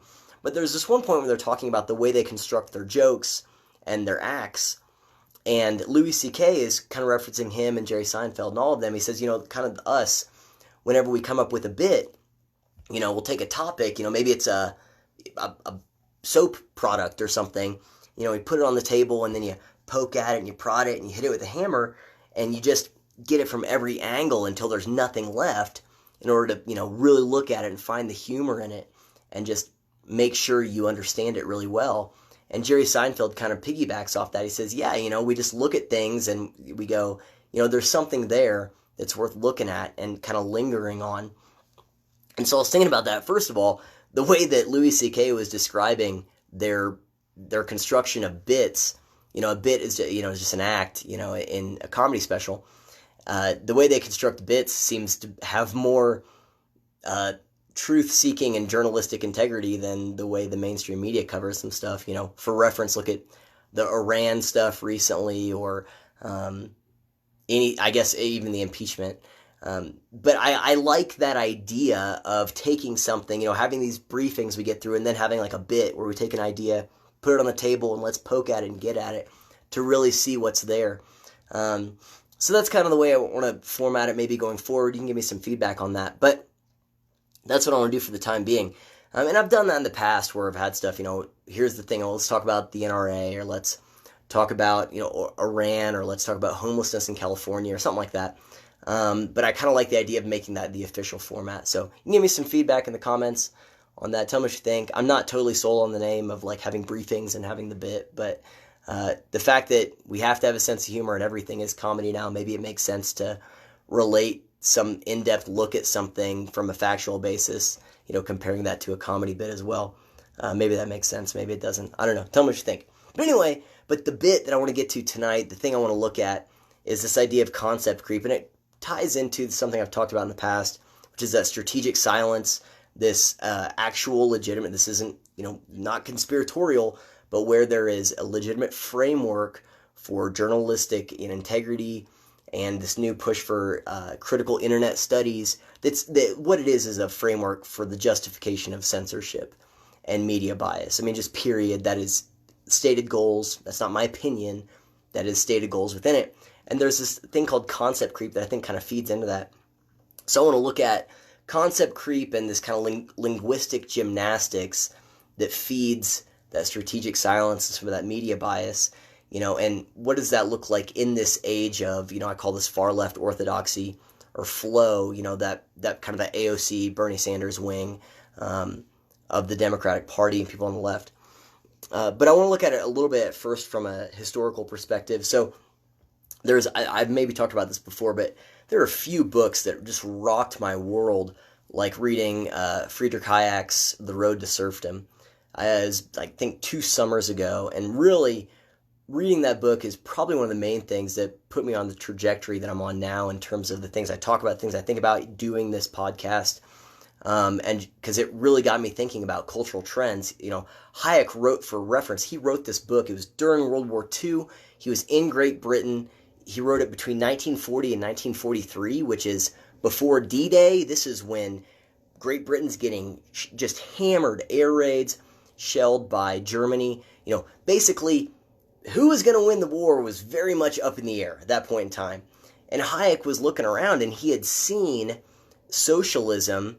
He observed, he watched it creep into Germany. He saw it to a degree in the Soviet Union. Now, the Soviet Union was pretty closed off, so he doesn't talk about it as much in the original draft of the book. He goes back in a revised version, I think in the 70s, and he talks more about the Soviet Union. But he talked about socialism. He saw what happened, and he says, these ideas are now gaining traction here in the UK, and to a lesser extent in the United States.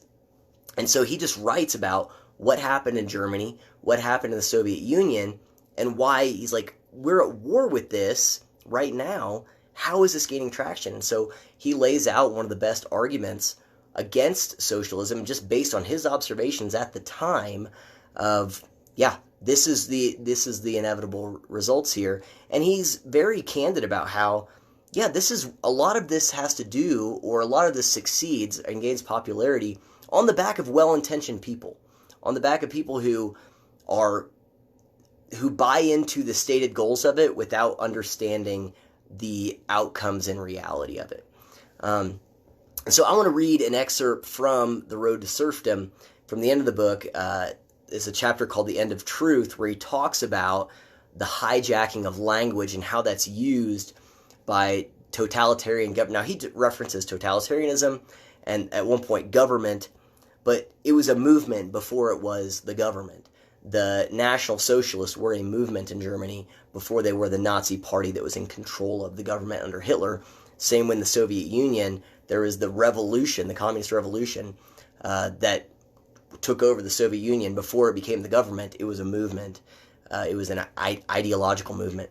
So here's what he talks about in this chapter 11, the end of truth.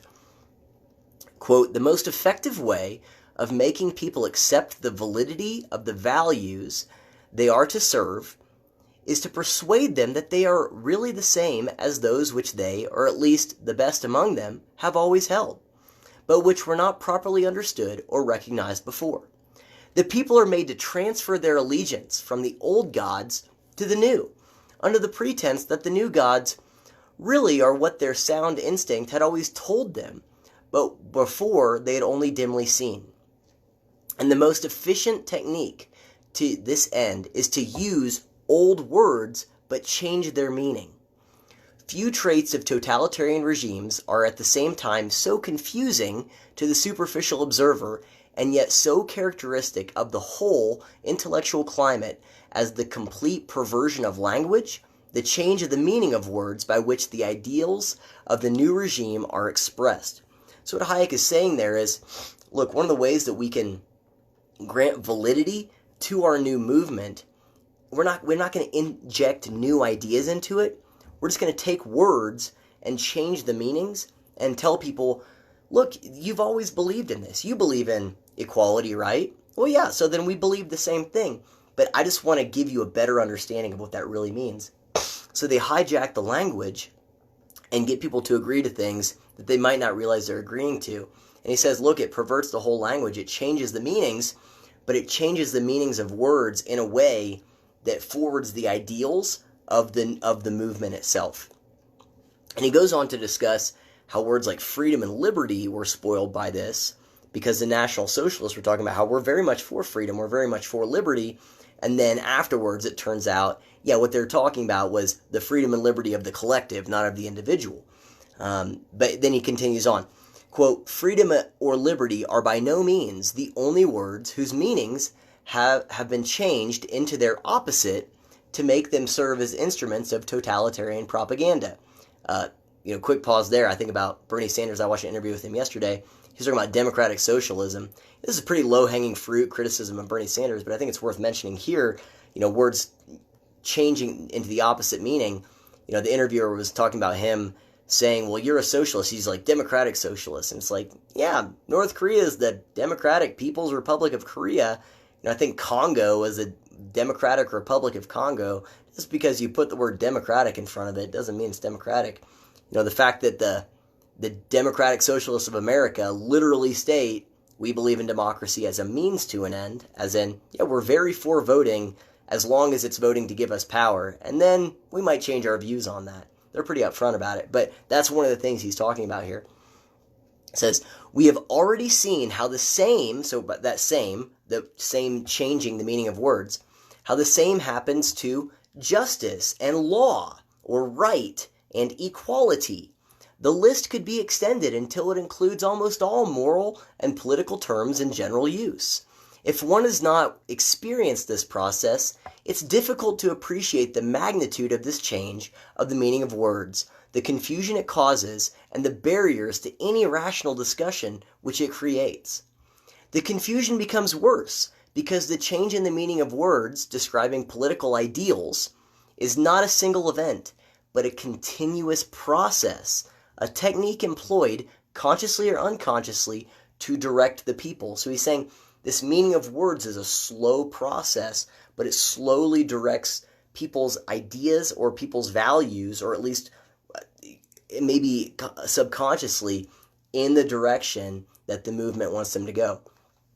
Gradually, as this process continues, the whole language becomes despoiled, and words become empty shells, deprived of any definite meaning, as capable of denoting one thing as its opposite.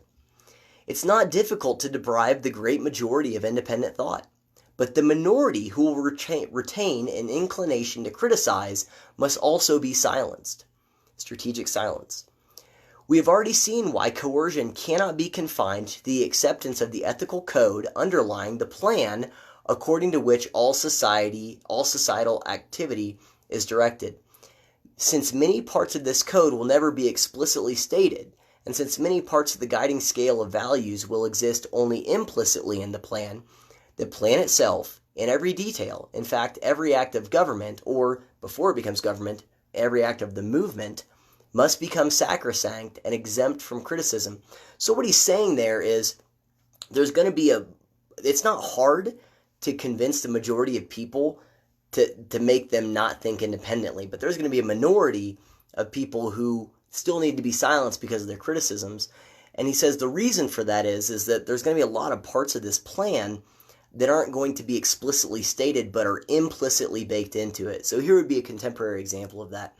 So whenever, again, just because of the parallels, whenever Bernie Sanders gets up there and talks about Medicare for all, or Elizabeth Warren about getting rid of private health insurance or Medicare for all, or healthcare as a human right, that's an explicitly stated goal. Implicitly in that is the enormous expansion of federal bureaucracy that would be required to implement that. I mean, it would be enormous. The complications that would create in dealing with hospitals. What would happen to all the private insurance companies? What would happen to the development of drugs and new medical treatments? And there are all these other government entities that would have to spring up as a result of that. So people hear explicitly stated Medicare for all, or healthcare as a human right, or whatever. There are implicit things that will have to happen.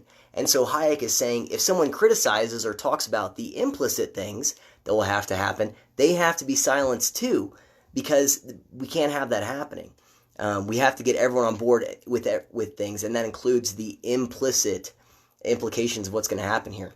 And so when he says every act has to become, or every act of the movement has to become sacrosanct, that's what we already see now. AOC is incredibly adept at speaking the language of morality for the goals that she has and for her movement, and so it becomes sacrosanct. If you can't argue policy in terms of its effectiveness, then just stake out your position on the moral high ground and say, yeah, this is the right thing to do. There's this episode of Rick and Morty that's really good that addresses this, where it's kind of a spoof on the Avengers, and they're saying, and it addresses, they at one point, whenever this group, I forgot what they're called, they weren't the Avengers, but when they got together, they assembled without Rick and Morty, and they blew up an entire planet to take out this bad guy named Worldender, and they justify it, saying, we're the good guys, and he was the bad guy, so we can do that. And the point is that once you label yourself the good guys, the ends always justify the means. And that's what Hayek's about to get to here. But it also makes your movement sacrosanct from criticism, because you're the good guys. So who are you to say who are you to criticize? You're criticizing what's morally right. That's what AOC says. She's incredibly skilled at making that argument. Hayek continues, if the people are to support the common effort without hesitation, they must be convinced that not only the end aimed at, but also the means chosen are the right ones. The official creed to which adherence must be enforced will therefore comprise all the views about facts on which the plan is based. So everything has to be based on the singular goal. So maybe we could say fighting climate change, for example, or Green New Deal, or whatever, eliminating equality. And we're going to base everything, it can't be criticized, it's going to be sacrosanct. So we're going to use this moral vernacular, and it's going to get people to agree to the means and not just the ends, because they have to agree to the means if they're going to agree to the ends here. He ends this section by saying public criticism or even expressions of doubt must be suppressed. Facts and theories must thus become no less the object of an official doctrine than views about values. And the whole apparatus for spreading knowledge, the schools and the press, wireless and cinema, will be used exclusively to spread those views which, whether true or false, will strengthen the belief in the rightness of the decision taken by the authority, and all information that might cause doubt or hesitation will be withheld. So he's saying, in order to do this, so there's a couple things that are going to happen. First is we're going to despoil the language. That's what he says. We're going to make words mean things that they didn't used to mean. We're going to change the definitions and tell people well, you've always believed this. This is what this word really means. You believe in equality, right? Well, here's what that means. I mean, that's an example he uses here. He saw that happen in Germany, saw that happen in the Soviet Union. And he says, so we're going to change these words. It's going to be a gradual process. And one of the ways that we're going to disseminate this new lexicon, or at least the definitions in this new lexicon, are going to be through the means of, quote, spreading knowledge, the apparatus for spreading knowledge. That includes the schools, the press, wireless, I assume he means radio there, and cinema. It's uncontestable that Hollywood holds a left-leaning viewpoint. I mean, it's overt. I'm not saying that as a moral judgment. It's just true. So that would be one of those apparatus for spreading knowledge that disseminates some of that vernacular that we see today. Again, people like Stephen Colbert going on there and talking about how brave and courageous Adam Schiff is. CNN, NPR, all this other stuff. We're going to get into some of the specifics here in a little bit, but it's not untrue to say that the apparatus today for spreading knowledge, including schools and the press and academia, Hayek goes on to talk about it here later, how he observed it in academia at the time, how right now it is controlled primarily by the left. That's not, you might say, yes, that's fine, that's a good thing, that's fine, but it is empirically true that's there. There's a reason why Fox News stands out. I look at Fox News the same way I look at MSNBC, to be honest. They're both just two sides of the same coin, but the reason Fox News stands out is because it's like one of these things is not like the other, right? They're going to stand out because they're saying something different than literally everything else. Now, that could mean that they're the lone crazies out there, and I can see where someone would get that impression. Maybe it's true, maybe it's not. Maybe in some cases, maybe somewhere in between. But the point is they stand out because it's so different than a lot of what the other mainstream media will do. Anyway, so there's a lot of comparisons. There's a lot of ways that we can take Hayek's words here. Honestly, I'd like to spend more time digging into this book with you guys because after I read it, there was some stuff where I was like, this is borderline prophetic in some of the stuff that he writes about. I mean, obviously I don't mean that literally, but it's just really eerily similar.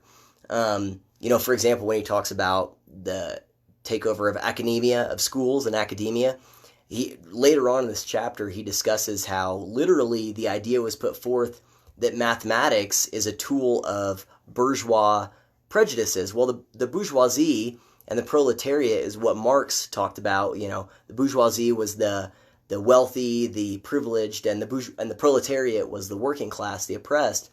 And Hayek says, yeah, there are people saying math is a tool of bourgeois prejudices.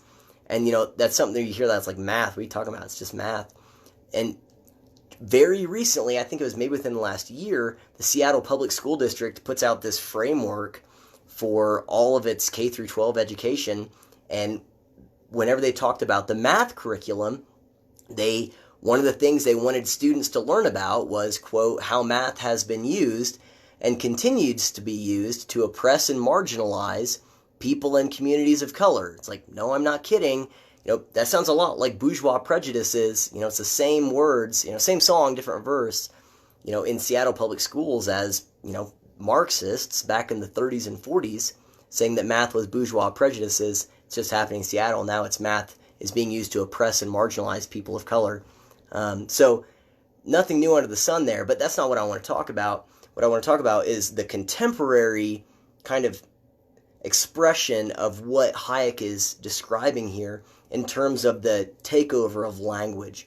And that's what this concept creep is. I was first introduced to this idea in The Coddling of the American Mind. I've talked about that before. It's written by Greg Lukianoff and Jonathan Haidt. Highly recommend it. It's about academia and this kind of the way that not just academia, but this new generation, Gen Z, mostly is being really screwed up by a lot of the practices that we're putting into place that we're seeing in manifest on college campuses, but it's really through K through 12 and some new stuff in parenting. But anyway, they talk about concept creep, and it's kind of another way of thinking about it. It's another expression a little bit of what Hayek is describing here, of the way that language has been distorted. And whenever Haidt and Lukianoff reference it, they talk about this paper that was written by, I think his name is Nick Haslam, who is a professor of psychology in Australia. He wrote this paper in 2016 called Concept Creep, Psychology's Expanding Concepts of Harm and Pathology. And I'm going to tell you the abstract. I'm going to read you the abstract from Haslam's paper. I'm going to put a link to the full paper. If you want to read it, it's super interesting. But this is the abstract. Quote, many of psychology's concepts have undergone semantic shifts in recent years. These conceptual changes follow a consistent trend. Concepts that refer... Well, I lost my place. Okay. Concepts that refer to the negative aspects of human experience and behavior have expanded their meanings so that they now encompass a much broader range of phenomena than before. This expansion takes horizontal and vertical forms. Concepts extend outward to capture qualitatively new phenomena and downward to capture quantitatively less extreme phenomena. The concepts of abuse, bullying, trauma, mental disorder, addiction, and prejudice are examined to illustrate these historical changes. In each case, the concept's boundary has stretched and its meaning has dilated. A variety of explanations for this pattern of concept creep are considered, and its implications are explored. I contend that the expansion primarily reflects an ever-increasing sensitivity to harm, reflecting a liberal moral agenda. Its implications are ambivalent, however. Although conceptual change is inevitable and often well-motivated, concept creep runs the risk of pathologizing everyday experience and encouraging a sense of virtuous but impotent victimhood. So what Haslam is saying here is there are ideas like bullying, trauma, mental illness, prejudice, etc., that the definition of it has been expanded outward and downward. And so expanding it outward means it's including qualitatively new things. So we're saying, okay, there are other things that probably meet this criteria that we haven't looked at as this before, but probably are this. And at the same time, we're going to lower the standard or the burden, the standard to meet this criteria. So we're saying there are more things that fall into this category, and we're going to water down the definition of this category downward so that it includes less severe forms of this. And, Haslam says, he says, I think this is part of a liberal moral agenda, but he says he thinks it's ambivalent, that it's well-intentioned. And honestly, I agree with that in part. I think there are people who probably do feel that way, but I think that there's other parts that are a little bit more nefarious in the way that they do that. Now, one thing I will say is that I agree with his assessment that this is inevitable and is beneficial at times. I talked about this before. I did a podcast, I think this last fall, about this really, I think it was journalistic malfeasance of the highest order of this article that NPR ran about this study of sexual assault and rape. And the way they categorized it, I think, is a textbook definition of concept creep. But one thing they did do is they took things like a consensual sex or a sexual activity, but that was due to extreme pressure put on one partner to the other. And they said this should be in the category of the sexual assault. Now, they put it in the category of rape, which I think was wrong. That is textbook concept creep.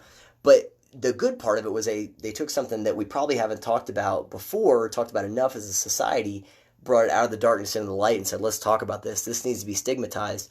Pressuring someone into doing something they're uncomfortable with probably does fall into the category of sexual assault, sexual harassment, some type of sexual abuse. So we should talk about that. But the concept creep was saying it's the same as this forced traumatic sexual rape, even though it's a consensual act. So the point that I'm getting at, I'm not trying to rehash that, is there are ways in which it can be done that's good in terms of let's talk about something. That's that qualitative encompassing. But whenever you push the definition down to water it down to where it makes two things that aren't the same and basically labels them as the same, then you get into some problems. So there's a 2016 Atlantic article that was kind of a follow-up to Haslam's paper that I want to talk a little bit about. They address some of the criticisms here. And then I want to look at some examples of concept creep and how we can see that today and why we should care. So the Atlantic article goes like this, and I'm going to put a link to this also. They're a little bit friendlier to it than I am because the concept includes a lot of things, right? So things like bullying, or what Haidt and Lukianoff talk about in The Coddling of the American Mind, they're saying they specifically talk about trauma in that book, and they're saying, look, that's what Haslam says, we're pathologizing everyday things that, probably help people develop some of that, anti-fragility, as Nassim Taleb talks about. And by saying that that's trauma and we're overprotecting kids, we're setting them up for failure. That's kind of the thesis of Haidt and Lukianoff's book. But there are other ways in which I see this playing out. That's where I say it falls into more of the nefarious stuff. Some of that stuff that Haidt and Lukianoff talk about, I think it does fall into the category of well-intentioned and ambivalent, even if the outcomes are bad.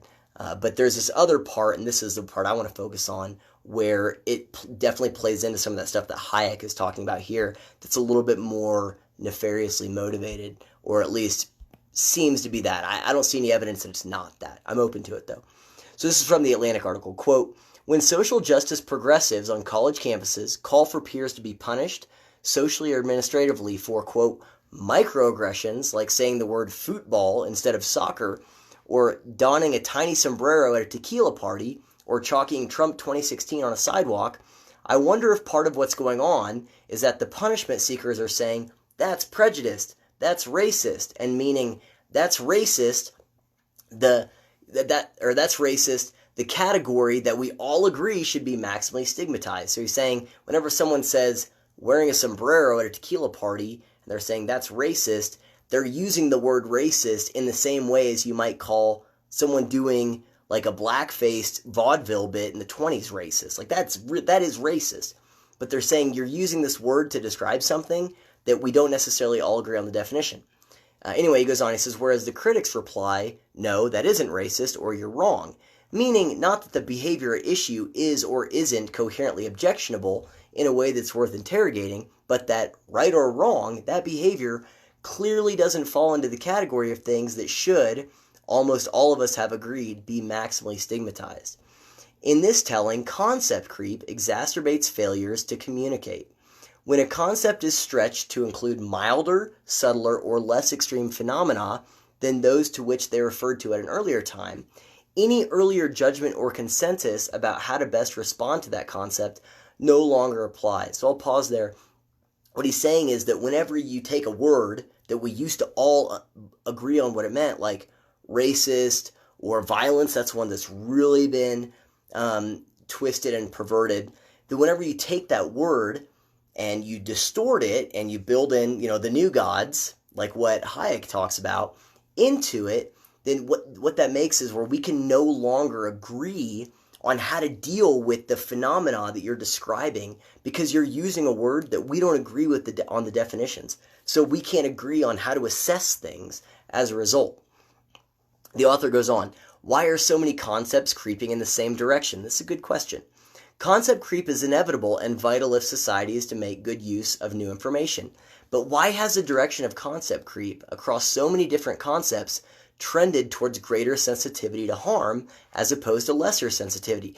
Now that's a good question. Now he's saying, look, whenever a concept creeps, it never becomes something that we become, more, kind of dismissive of. In other words, concept creep, as we're observing it, always, spreads it out to make it where we're more sensitive to something, to where something is more harmful than we had previously considered.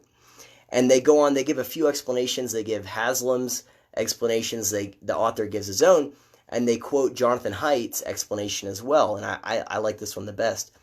So I'm going to selectively read it to you. But you can read the article to read the other ones if you want. Haidt says, quote, if an increasingly left-leaning academy is staffed by people who are increasingly hostile to conservatives, then we can expect that their concepts will shift via motivated scholarship in ways that will help them and their allies, university administrators, to prosecute and condemn conservatives, he writes. We can expect academic concepts to creep in ways that increase the number of victims and the damages those victims suffer, and in many ways that make it even harder for anyone to defend themselves against ugly moral charges. Such politically motivated scholarship may sometimes originate in humanities departments rather than in psychology, but it draws heavily on psychological concepts and research, and it feeds back into the 6 streams of creeping psychology research that Haslam reviewed. And they conclude with one of Haslam's own warnings about the potential damages of concept creep. Haslam says, quote, by increasing the range of people who are defined as moral patients, which he means people worthy of moral concern based on their perceived capacity to suffer and be harmed, it risks reducing the range of people who see themselves as capable of moral agency. In other words, by making more victims, you're removing the amount of people that can say, I have agency, I'm in control, as opposed to, I'm just a victim of my circumstances.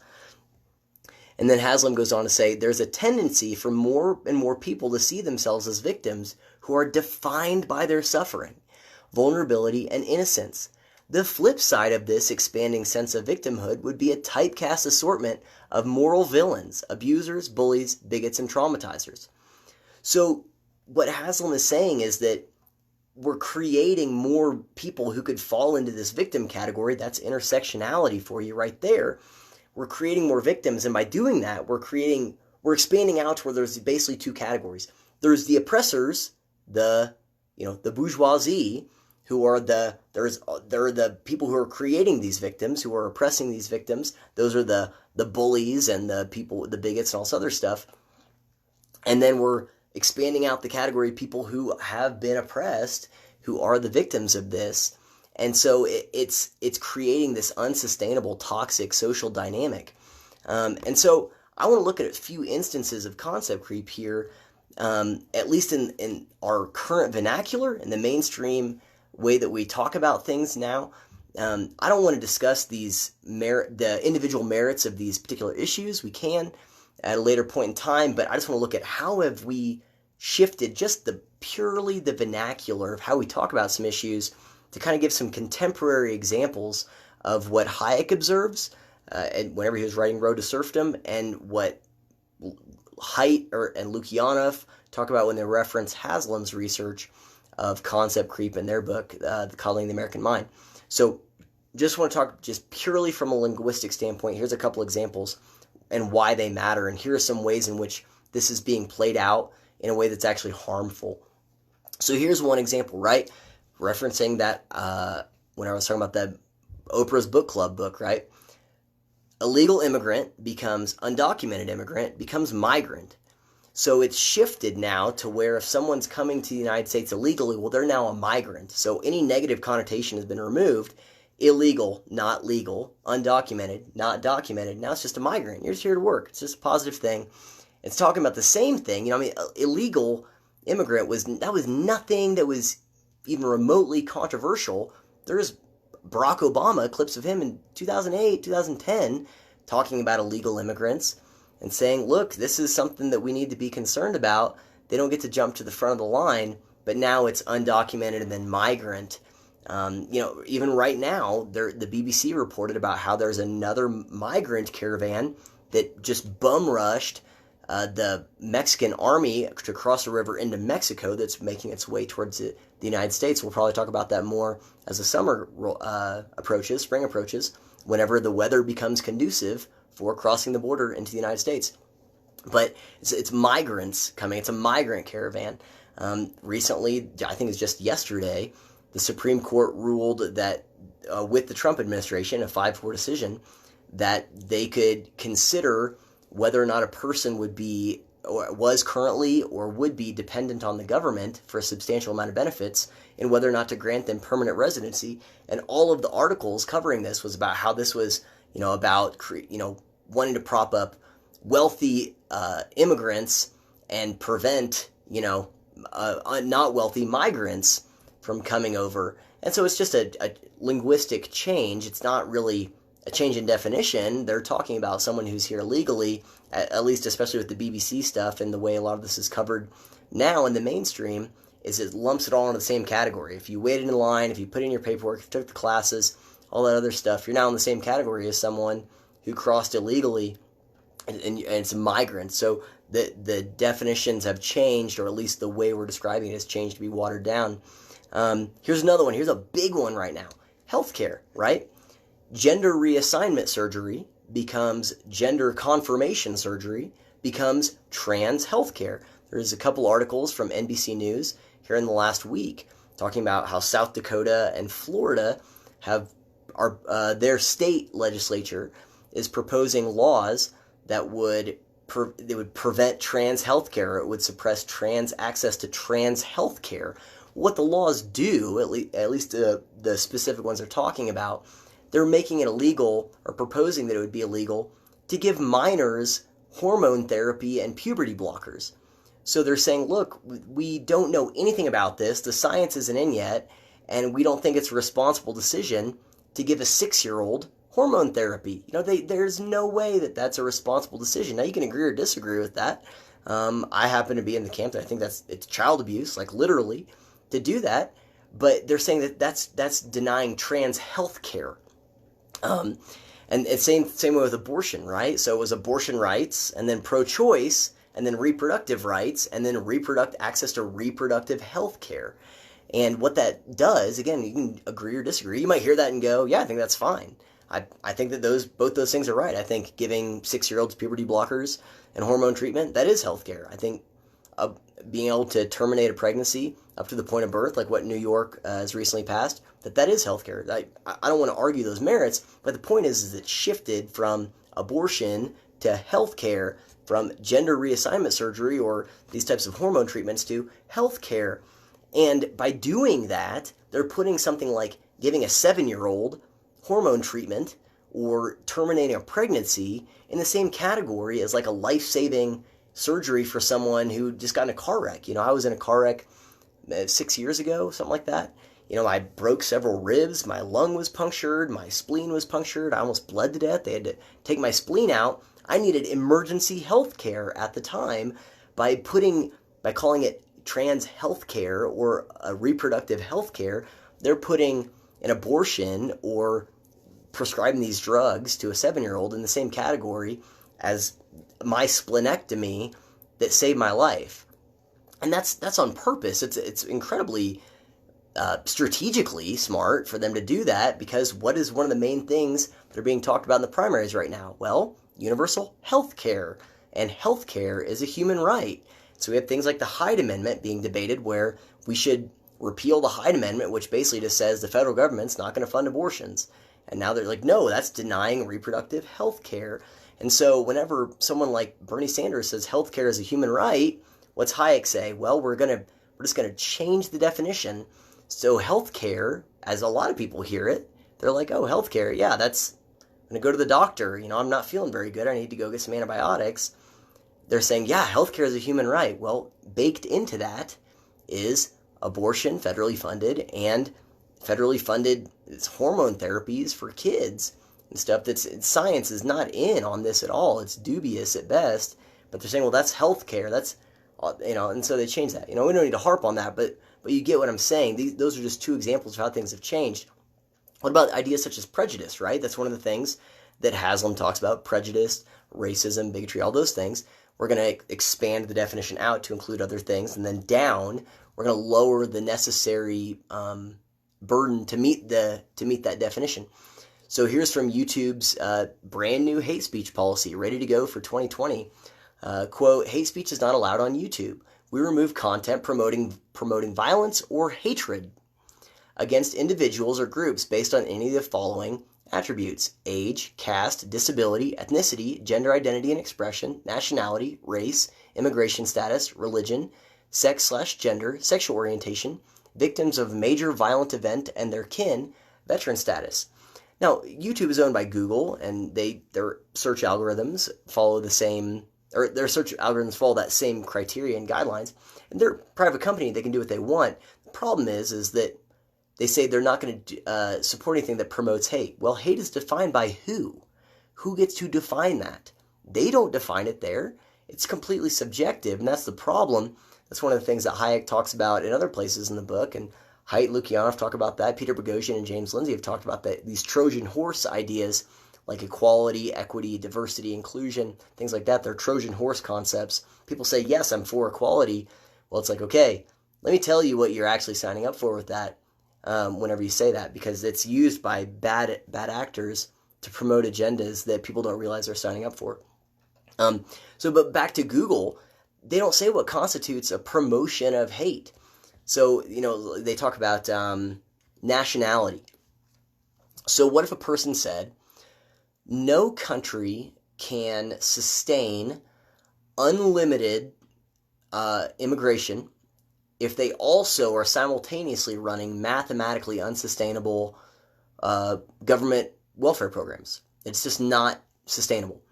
Would that be hateful? Would that be something that was hateful towards immigrants or something like that? Maybe some people would consider that. Now, I think that's a mathematically, factually true statement.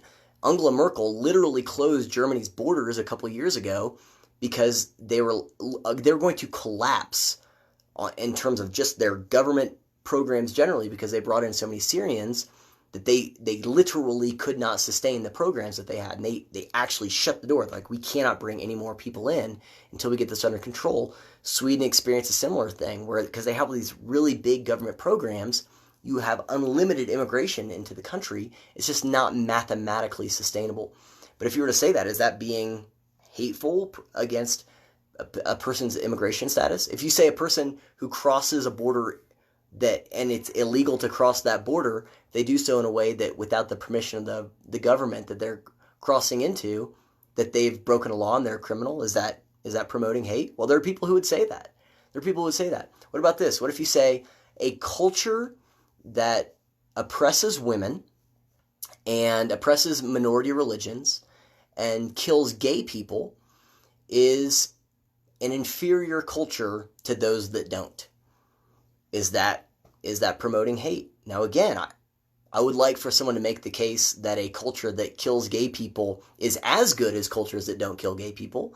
I don't know how you make that case, but there are people who would say that that's hateful. Sam Harris gets in trouble for saying things like that. It's like, that's just factually true, but YouTube's hate speech criteria is so ill-defined that they can twist it to mean whatever they want. My YouTube channel's small enough that it's not going to matter that I said that, but maybe they could still totally delete my channel, delete all my videos for saying that. It's in their new guidelines because it's so poorly defined. And so that's all of that comes into play with big tech. Hayek is talking about he calls it, the apparatus for distributing information and knowledge, right? The internet is part of that. That's YouTube's hate speech policy. Twitter has done the same thing. There are mainstream prominent feminists that have been banned from Twitter for saying men aren't women. Like, literally, that's it. Men aren't women. And who've gotten banned for that. That's crazy. It's great. Now, again, Twitter is a private company. They can do what they want, but they're using that concept creep, right? And that framework of the new gods, the new words, or the new meanings being baked into old meanings so that people sign up for stuff without really realizing what they're signing up for. So here's why we should care. Here are the effects of that. Here's two brief stories I want to talk about, and then we'll close it out. Here's one from the BBC.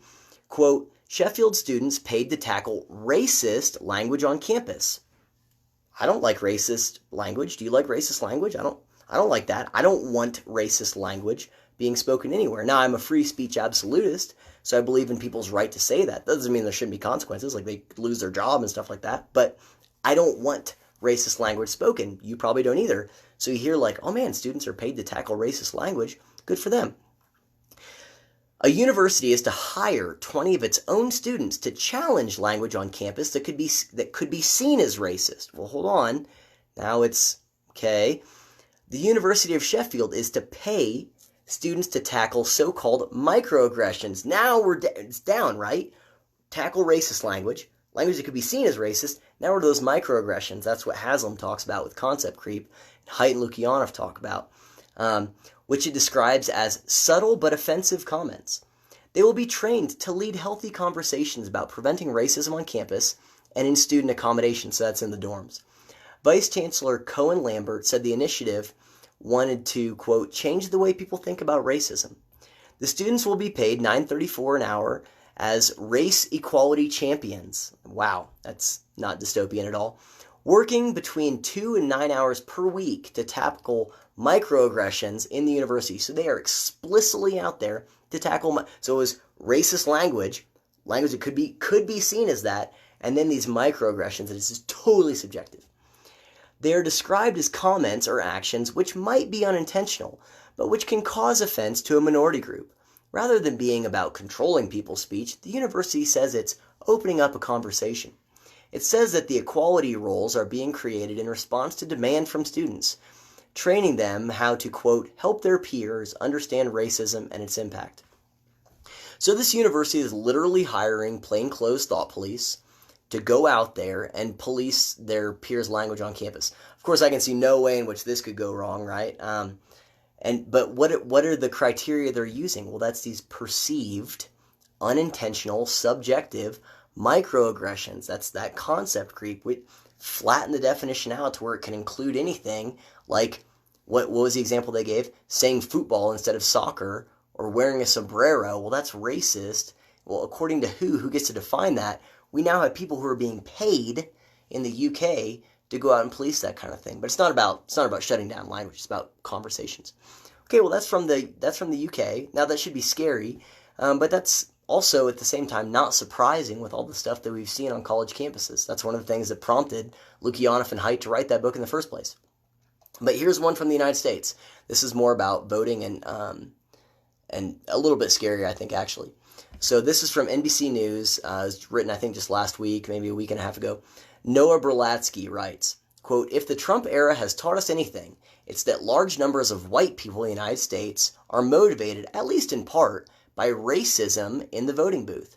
Donald Trump ran an openly racist campaign for president, calling Mexicans rapists and criminals, regularly retweeting white supremacists, and at least initially balking at repudiating former Ku Klux Klan member David Duke. Trump made it clear that his campaign that Make America Great Again meant that America was greater when white people's power was more sweeping and more secure. White voters approved of that message by a whopping 58 to 37%. Some politicians deny the evidence, no doubt because they don't want to alienate white voters, including prejudiced ones. Other commentators try to parse out whether Trump's racism will be a winning strategy in 2020. Terry Smith, a visiting professor at the University of Baltimore School of Law, offers a different response in his new book, White Lash, Unmasking White Grievance at the Ballot Box. Oh boy, I bet that's a delight. Rather than excuse racist voters or try to figure out how to live with their choice, he argues that racist voting is not just immoral, but illegal. The government, Smith says, has the ability and responsibility to address it. The article concludes, it's difficult to address injustice, however, if you're unwilling to say injustice exists. So we have got a lot of subjective stuff going on here. Well, I'll just finish this up and we'll talk about it. Politicians and pundits, Republicans and Democrats alike, have been unwilling to reprimand voters or hold them accountable, but voters are not well-intentioned innocents who are helplessly manipulated by malevolent leaders. They make important decisions as constitutional actors, for which they have moral responsibility. Racist voting isn't an accident. It's a choice that may violate the principles of our Constitution and our legal system. We should say so, and when we should, and then we should find ways to reduce the harm it causes.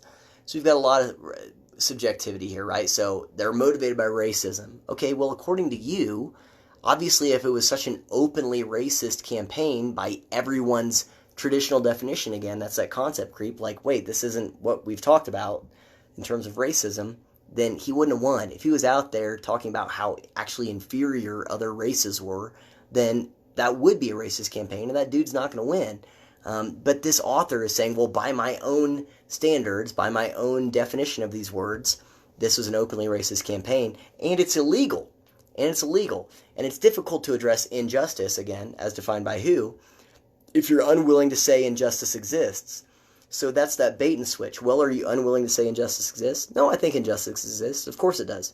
Okay, but I'm talking about my definition of injustice. Now that you've agreed that that exists, or you've agreed racism exists, then you're agreeing to my definition. That's where that confusion arises. That's that despoiling of language as a whole, as Hayek talks about. But here's the problem. So in the UK, we have an example of how the concept creep expands out the ideas of racism and prejudice to mean whatever someone wants it to mean, to go out and police the language of their fellow students. People getting paid to do that. I did the math on average for those students. If it's the mean amount of hours, it's like 110 hours a week. These guys are going to be out there thought policing people in the dorms and on campus. That's terrifying. but using microaggressions like the subjective definition. And then we have the same thing with this Noah Berlatsky talking about what sounds like either criminalizing voters or removing their right to vote based on his definition of racism and saying they're motivated by racism according to his definition. Again, that's just twisting the words. So if you talk to someone and say, well, you don't like racism, do you? No, of course I don't. Okay, well, these people are motivated by racism. We need to do something about it. It's a bait and switch of what they're talking about. Again, there's a prominent feminist, Meghan Murphy, was recently banned from Twitter for saying men aren't women. And then that's bigoted. That's that flattening out of these definitions. So again, strategic silence, which I talked about, I don't know, a couple weeks ago, maybe, it might have been before that, but where there's this justification. We're seeing, it's so obvious that the media is biased, right? Like, it's coming out, it's becoming more and more obvious. You can agree with, you can like the bias, you can not like the bias, but the stuff with Bernie Sanders has to be waking people up to that. And and it's pretty soon, they aren't going to be able to say that they're, unbiased truth tellers. They need a justification. That's what strategic silence is. Recall, that is the justification of, well, we want to prevent hate speech. We're not going to report hate speech. We're not going to report divisive or inflammatory rhetoric. Well, as defined by who, right? It's the same thing here. They're using that concept creep to do that. Recall Hayek's words right here. Quote again, the confusion becomes worse because the change in the meaning of words describing political ideals is not a single event, but a continuous process.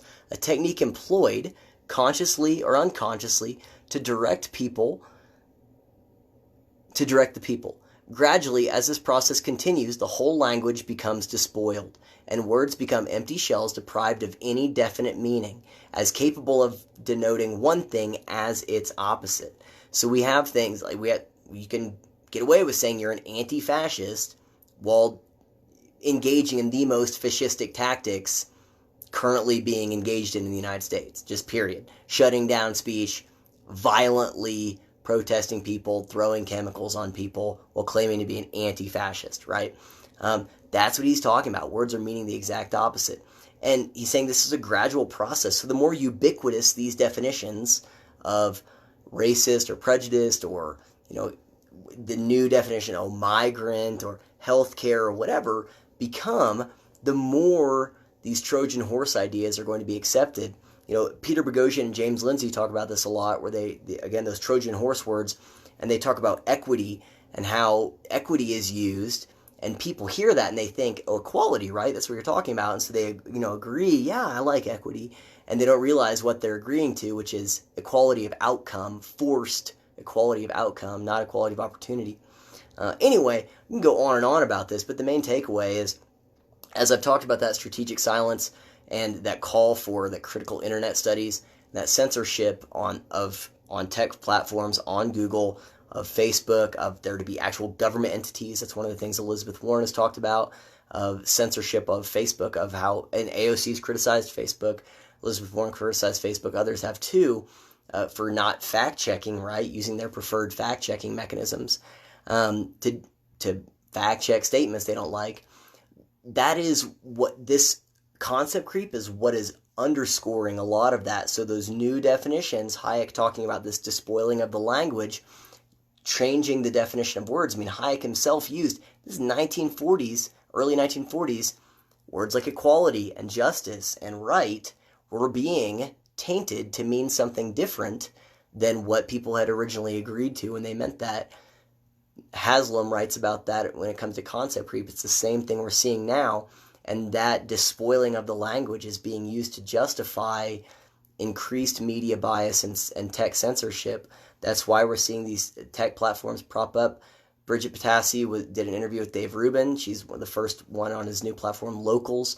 It's pretty cool. There's exciting things happening in tech as a result of this, but I think there's going to be some growing pains in the meantime as people are experiencing that, and especially in 2020. And the reason why I want to talk about that, and we'll close it out here, is, like I said, with all those articles written, like by New York Times comparing Bernie Sanders to Donald Trump, or David from The Atlantic saying Bernie can't win, the cards are on the table. The media is putting it out there. They do not want Bernie to win. They are very desperate to not let him win. And they're going to ride their bias as hard as possible. They're going to twist things as much as possible. They're going to treat Elizabeth Warren's statements about him like they're truth and just not acknowledge the fact that he says, no, that's not true, that he disputes it. They're going to do that across the board. They are doing that across the board in all of these arenas to suppress any ideas they don't want. We're seeing it with Bernie Sanders, but we've seen it with other stuff in the past, and we're going to continue to see it. That same desperation against Bernie is a desperation just to win generally with the ideas they want to win. And so it's going to be applied across the board to anyone that doesn't check that box. That's what Hayek writes about there when he says any type of even criticism or doubts even will have to be suppressed, because they will be necessarily suppressed because of the possibility of, that spreading and people going, well, wait a second, what are the implications of some of these things?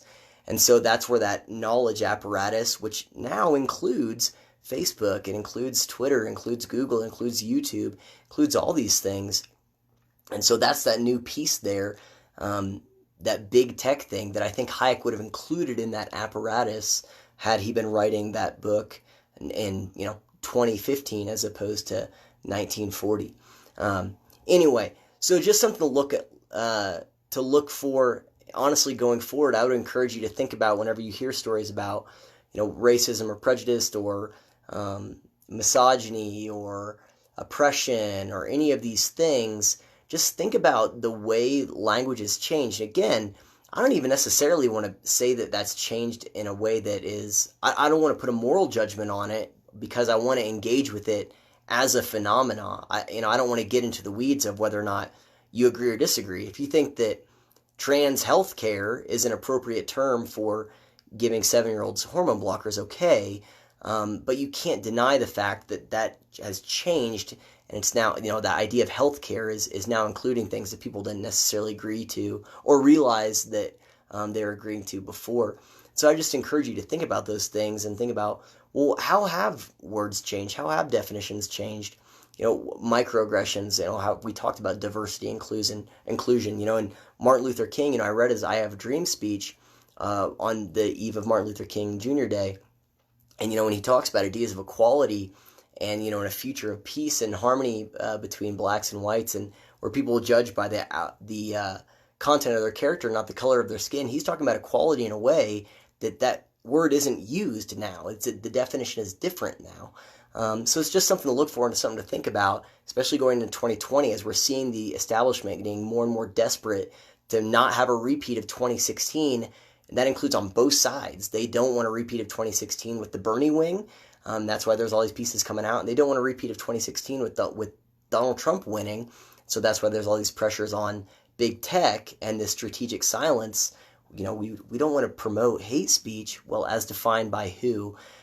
I'll end it here. I saw a really great rebuttal. Someone was saying, yeah, okay, what are you so afraid of? Why are you so opposed to us legislating hate speech?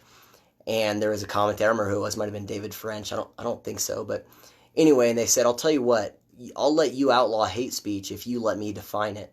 Because that's the problem, right? We're not going to agree on the definition. But if you let me define hate speech, then yeah, we can outlaw it. But we just don't all have the same definition of that. And that's the problem. That's why I'm a free speech absolutist. Anyway, something to look forward to, or it's not forward to, something to look for going forward. And if you have examples of that I haven't mentioned or haven't thought of, send it to me here on the right or the left. I don't care. One thing I will say, I just thought of this, is I think that idea of like socialist, everything's a socialist thing. I think that has experienced some concept creep on the right, where any left policy is being described as socialist, and I think that's a wrong, that's being concept creep. That's a despoiling of the language. That I think that's not true. And the right is making error, I think, in doing that. And the left does it with these other things. So I want to call that out on both sides. But if you think of some other examples, please let me know in the comments or whatever. Okay, so here's the giveaway. I'll give you the rules of the giveaway, and then we'll get out of here. So my wife came up with this idea. It's an awesome idea. So here's how you enter. So you can have up to 3 entries, right? So the first one, subscribe on YouTube and leave a comment saying that you subscribed, or if you're already subscribed, just leave a comment on this video when I upload it to YouTube. So that will be one way to enter. The other one is to follow me on Twitter and retweet whenever I upload this to YouTube, then I'll put that, I'll tweet it out. And if you follow me on Twitter, then, or you go follow me on Twitter and retweet my tweet that has this video on it, that'll be another entry. The third one will be, if you're watching this on Facebook, is to share it on Facebook.